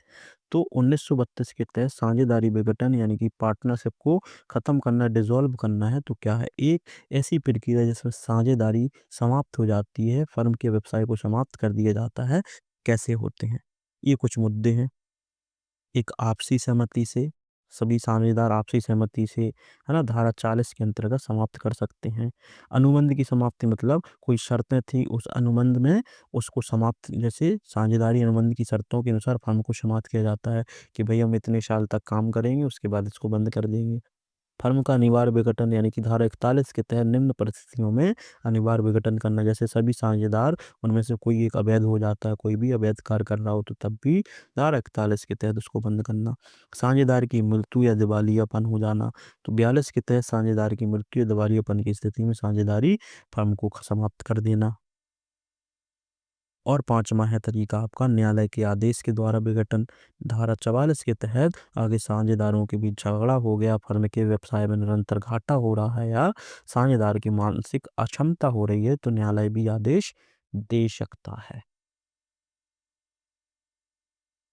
क्वेश्चन नंबर 2 है अभिकरण की समाप्ति के विभिन्न तरीकों का वर्णन कीजिए। अभिकरण मतलब कोई भी एजेंसी को समाप्त करना है तो कैसे किया जाएगा? तो मालिक और अभिकर्ता की सहमति से समाप्त कर सकते हैं। मालिक और अभिकर्ता दोनों सहमत हैं और एजेंसी खत्म कर सकते हैं।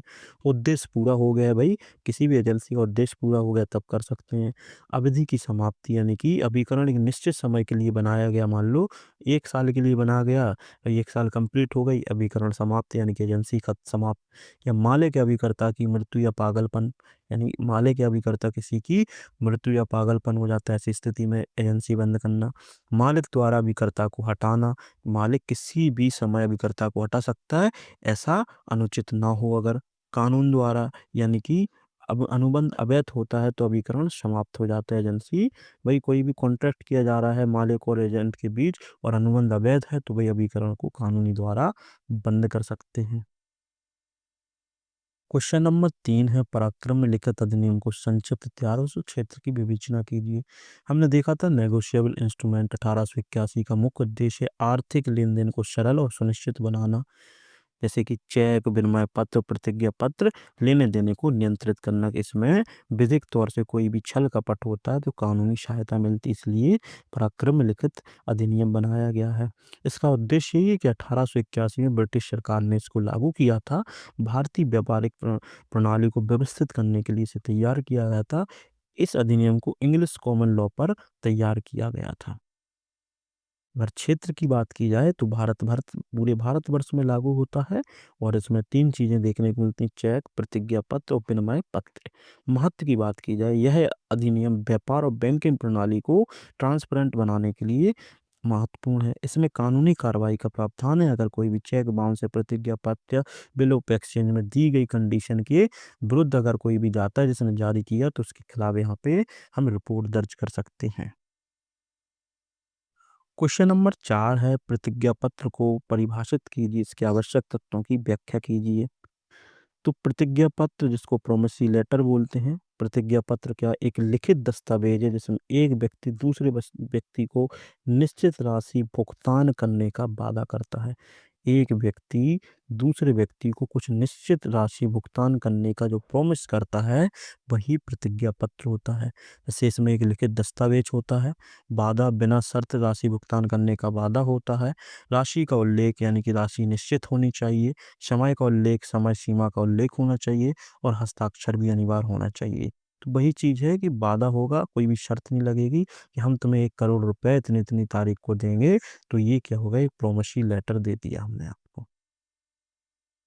क्वेश्चन नंबर 5 है कि उपनिधान की संविदा को परिभाषित कीजिए। उपनिधान और गिरवी में अंतर समझाएं। तो उपनिधान जिसको बेलमेंट बोलते हैं, जिसमें वस्तु को एक पक्ष से दूसरे पक्ष को अस्थायी रूप से सौंप दिया जाता है।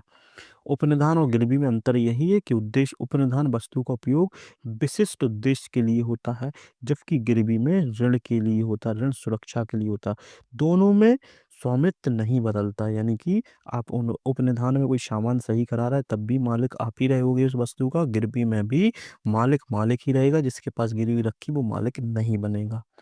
अधिकार गिरवी लेने वाला वस्तु को बेच सकता है, लेकिन उपनिधान में यह अधिकार शामिल नहीं है। भाई गिरवी लेने वाला जिसने गिरवी के पैसे दिए हैं उसको साहब वापस नहीं मिल रहे हैं तो बेच सकता, लेकिन जिस सामान को आप सही कराने के लिए किसी दुकान पर डाल दिए वो सामान को बेच नहीं सकता है। क्वेश्चन नंबर 6 है आपका, भागीदारी की पारस्परिक संबंध अनुबंध को से उत्पन्न होते हैं ना कि प्रतिस्थिति से। मतलब भागीदारी के पारस्परिक संबंध अनुबंध से उत्पन्न होते हैं ना कि प्रतिस्थिति से। इस पे विवेचना कीजिए। तो साझेदारी अधिनियम भारतीय साझेदारी 32 की धारा 4 के तहत बताता है कि यह व्यवसाय के संचालन में 2 या अधिक व्यक्तियों के बीच एक समझौता होता है। महत्व यही है कि साझेदारी का निर्माण केवल समझौता के माध्यम से होता है, भाई पार्टनरशिप समझौते के माध्यम से होता है। प्रतिस्थिति का महत्व नहीं, यानी कि जन्म, परिवार या अन्य स्थिति में साझेदारी नहीं होती है। कानूनी अधिकार साझेदारी अनुबंध पर आधारित होती, ना कि सभी साझेदारी कानूनी अधिकार रखते हैं। तो भाई अनुबंध होता है, कानूनी अधिकार इनके पास सभी नहीं रहते हैं। प्रतिस्थिति का मतलब है कि यहाँ जन्म, परिवार या अन्य स्थिति में साझेदारी नहीं बनती है कि भाई कोई जैसे आपका और हमारे बीच साझेदारी हुई है, आपकी मृत्यु होने पर साझेदारी समाप्त हो जाएगी, आपके परिवार को कोई भी यहाँ पे साझेदार नहीं बनाया जाएगा। अगर आपकी पार्टनरशिप डीड में ऐसी कोई कंडीशन लिखी है कि हमारे बाद ये आएगा और इसके बाद ये आएगा और वो भी मानने को तैयार है, तो यहाँ पे प्रतिस्थिति बन जाती है। निष्कर्ष यही से साझेदारी का आधार अनुबंध है, ना कि स्थिति और सामाजिक संबंध। तो भाई यहाँ पे स्थिति के अनुसार पार्टनरशिप नहीं होती है, ना सामाजिक संबंध के अनुसार होती है। मतलब केवल और केवल कॉन्ट्रैक्ट के बेस पे साझेदारी होती है। यह अनुबंध की पारंपरिक सहमति पर निर्भर करता है। क्वेश्चन नंबर 7 है, भागीदारी को परिभाषित कीजिए। भागीदारी और संयुक्त परिवार में क्या अंतर है? तो हमने देखा भागीदारी जिसको साझेदारी बोलते हैं, तो यह 2 या 2 से अधिक व्यक्तियों के बीच समझौता है, जिसके अंतर्गत वे संयुक्त रूप से व्यवसाय चलाने के लिए अपनी पूंजी, श्रम, संसाधनों में एकत्रित होते हैं। लाभ हानि में साझेदार भी होते हैं। यह कानूनी समझौता है जिसमें साझेदारों का उद्देश्य और व्यवसाय मुनाफा होता है। तो भागीदारी वही है कि कोई भी हम लोगों ने कॉन्ट्रैक्ट किया है, उसमें लाभ, घाटा सभी चीज़ों को हम बराबर-बराबर से बाँटते हैं। अब इसमें और इसमें क्या अंतर होता है? भागीदारी यानी पार्टनरशिप और संयुक्त परिवार में क्या अंतर होता है, उसको देखते हैं। समानताओं की बात की जाए तो संरचना की बात की जाए तो इसमें 2 या 2 से अधिक व्यक्ति मिलकर ही भागीदारी शुरू करते हैं। ये पूरे एक परिवार के सदस्य के द्वारा चलता है। परिवार के जितने भी सदस्य हैं, परिवार में अगर 5 सदस्य हैं तो मिलकर के यहाँ पे संयुक्त परिवार चला रहे हैं, उससे भी व्यवसाय होगा। लाभ हानि क्या है? साझेदारी के अनुसार साझेदारी जो होती है उसमें लाभ हानि दोनों लोगों की बराबर होती है। तो परिवार के सभी सदस्य मिलकर लाभ हानि के भागीदार होते हैं। स्वामित्व यानी कि ओनरशिप की बात की जाए तो इसमें दोनों लोगों का समान अधिकार रहता है व्यवसाय और सामान पे। स्वामित्व परिवार के प्रमुख या पिताजी के पास रहता है। मालिकाना हक किस कोई भी प्रॉपर्टी है, जमीन है, 5 लोग मिलकर काम कर रहे हैं, लेकिन जमीन पे मालिकाना हक केवल एक ही व्यक्ति का होगा जो उसका मालिक होगा। कानूनी स्वीकृति की बात की तो साझेदारी एक कानूनी समझौता है। इसमें कोई भी कानूनी अनुबंध की ज़रूरत नहीं, क्योंकि ये परिवार में कंसेंट से हो जाती है, एक दूसरे से बातचीत। ये विरासत की बात की जाए तो साझेदारी के सदस्य में अपने हिस्से को किसी अन्य को नहीं दे सकते हैं, लेकिन संपत्ति की विरासत परिवार के सदस्यों के बीच बांट दी जाती है। संपत्ति परिवार में विरासत के माध्यम से बढ़ जाती है, लेकिन शादी पार्टनरी में कोई भी संपत्ति किसी दूसरे या तीसरे को नहीं बांटा जा सकता है। हमने ये देख लिया था अभिकर्ता कौन होता है। तो अभिकर्ता वही एजेंट होता है जो अपने मालिक के लिए, हितों के लिए, उसके लिए कार्य करता है और इसके पास कुछ कानूनी अधिकार होते हैं, समझौते भी कर सकता है। तो ये हमने देख लिया था। अभिकर्ता के प्रकार यानी कि मुख्य अभिकर्ता विशेष, कानूनी और प्रतिस्थापित यानी कि जनरल एजेंट होता है, जो किसी व्यक्ति की ओर से किसी विशिष्ट कार्य करने के लिए नियुक्त होता है, जो व्यवसाय का संचालन है। सामान्य अधिकार होता है विशेष, जो किसी विशेष कार्य के लिए हो, है ना, जैसे संपत्ति बेचने का। कानूनी अभिकर्ता जिसको भाई कानूनी मामलों में काम करने के लिए नियुक्त किया जाए, जैसे संपत्ति बिक्री और कानूनी दस्तावेज पे हस्ताक्षर करना। तो ये हो जाता है। प्रतिस्थापित होता है कि भाई जो सब एजेंट होता है, जो मूल अभिकर्ता द्वारा नियुक्त किया जाता है और जिसमें कार्य करने के लिए अधिक सहायता मिलती है, तो वो प्रतिस्थापित हो जाता है। एक अनुसमर्थन द्वारा अभिकरण यानी कि एजेंसी बाई रेप्लिकेशन, यह स्थिति तब उत्पन्न होती है जब कोई व्यक्ति बिना अधिकार के किसी अन्य व्यक्ति के हित में कार्य करता है और बाद में उस कार्य को मालिक द्वारा अनुमोदित किया जाता है। इसका अर्थ है कि जब मालिक उस कार्य को स्वीकार करता है तो वह कार्य कानूनी रूप से बाध्यकारी बन जाता है, चाहे पहले से अवैध क्यों ना हो। भाई कोई भी काम कर रहा है एक व्यक्ति, मालिक ने उस काम को समर्थन दे दिया बाद में, तो वो वैध हो जाता है। एजेंट के द्वारा कोई भी ऐसा काम जो उसके कह सकते हो लिमिट में नहीं है, फिर भी कर दिया और मालिक ने उसकी सहमति दे दी, तो एजेंसी बाई रेप्लिकेशन हो जाता है। ये आपका इम्पोर्टेंट है, क्रेता सावधान। बताया था हमने कि क्रेता सावधान या कैवेट एम्पटर का मतलब होता है, यदि कोई व्यक्ति किसी वस्तु को खरीदता है तो यह उसकी जिम्मेदारी है कि वह वस्तु की गुणवत्ता, उसकी स्थिति को जांचे। इसका यह सिद्धांत है कि कोई वस्तु दोषपूर्ण ना हो। इसका दोष पूरी तरह से क्रेता का है, क्योंकि वह उस वस्तु को स्वीकार करता, उसकी जांच नहीं करता। तो कोई भी वस्तु खरीदने से पहले आप जांच करें, उसमें कोई दोष है तो आपकी जिम्मेदारी बढ़ जाती है। पॉइंट क्या होते हैं कि भाई धोखाधड़ी या ये विक्रेता ने जानबूझकर गुणवत्ता के बारे में गलत जानकारी दी है तो क्रेता दोषी नहीं होगा। गुप्त दोष यानी कि कुछ ऐसा दोष जो छुपा हुआ है तो ये क्रेता की जिम्मेदारी नहीं होगी। विशेष उद्देश्य के लिए अनुबंध यानी कि यदि विक्रेता किसी विशेष उद्देश्य के लिए वस्तु बेचता है तो उसका उद्देश्य पूरा नहीं होता तो क्रेता सावधान सिद्धांत लागू नहीं होगा। बिक्री के बाद की गारंटी यदि विक्रेता ने वस्तु की कोई गारंटी दी है तो क्रेता सावधान लागू नहीं होगा। तो कुछ ये चीजें भी हो जाती हैं। ये हमारा अंतिम क्वेश्चन है। एक अवयस्क जिसकी भागीदारी फर्म में लाभ के लिए सम्मिलित किया गया है कि अधिकार और दायित्वों की विवेचना कीजिए। तो अवयस्क के क्या अधिकार और दायित्व हैं? तो अवयस्क के अधिकार है लाभ का अधिकार, यानी अवयस्क फर्म के लाभ का हिस्सेदारी मिलती है लेकिन वह फर्म के निर्णय शामिल नहीं हो सकता। लाभ मिलेगा लेकिन निर्णय नहीं ले सकता एक अवयस्क व्यक्ति। मुनाफे में भाग यानी कि भागीदारों की समान मुनाफे में भागीदार तो हो सकता है। अवयस्क के दायित्व क्या है? लागत की जिम्मेदारी। अवयस्क फर्म के घाटे में भागीदार नहीं होता लेकिन वह लाभ के हिस्से में हकदार है। कानूनी रूप से अव्यवस्थित व्यक्ति स्थिति यानी कि अवयस्क कानूनी रूप से साझेदार नहीं माना जाता, इसलिए अनुबंध है कि भागीदारी नहीं होगा। जिम्मेदारी की सीमा अवयस्क की दायित्व केवल मुनाफे तक सीमित होती है लेकिन वह फर्म में घाटे का जिम्मेदार नहीं होता। सीधी बात है, फायदे के लिए अवयस्क को जिम्मेदार ठहराया जाता है, घाटे या कोई भी कानूनी प्रक्रिया में इसकी कोई जिम्मेदारी नहीं होती है। तो अवयस्क को फर्म में लाभ में सम्मिलित किया जाता है लेकिन जिम्मेदारी सीमित होती है, केवल लाभ का हिस्सा लेता है वो। तो यहाँ तक हो जाता हमारा ये पूरा कंप्लीट। बहुत बहुत धन्यवाद।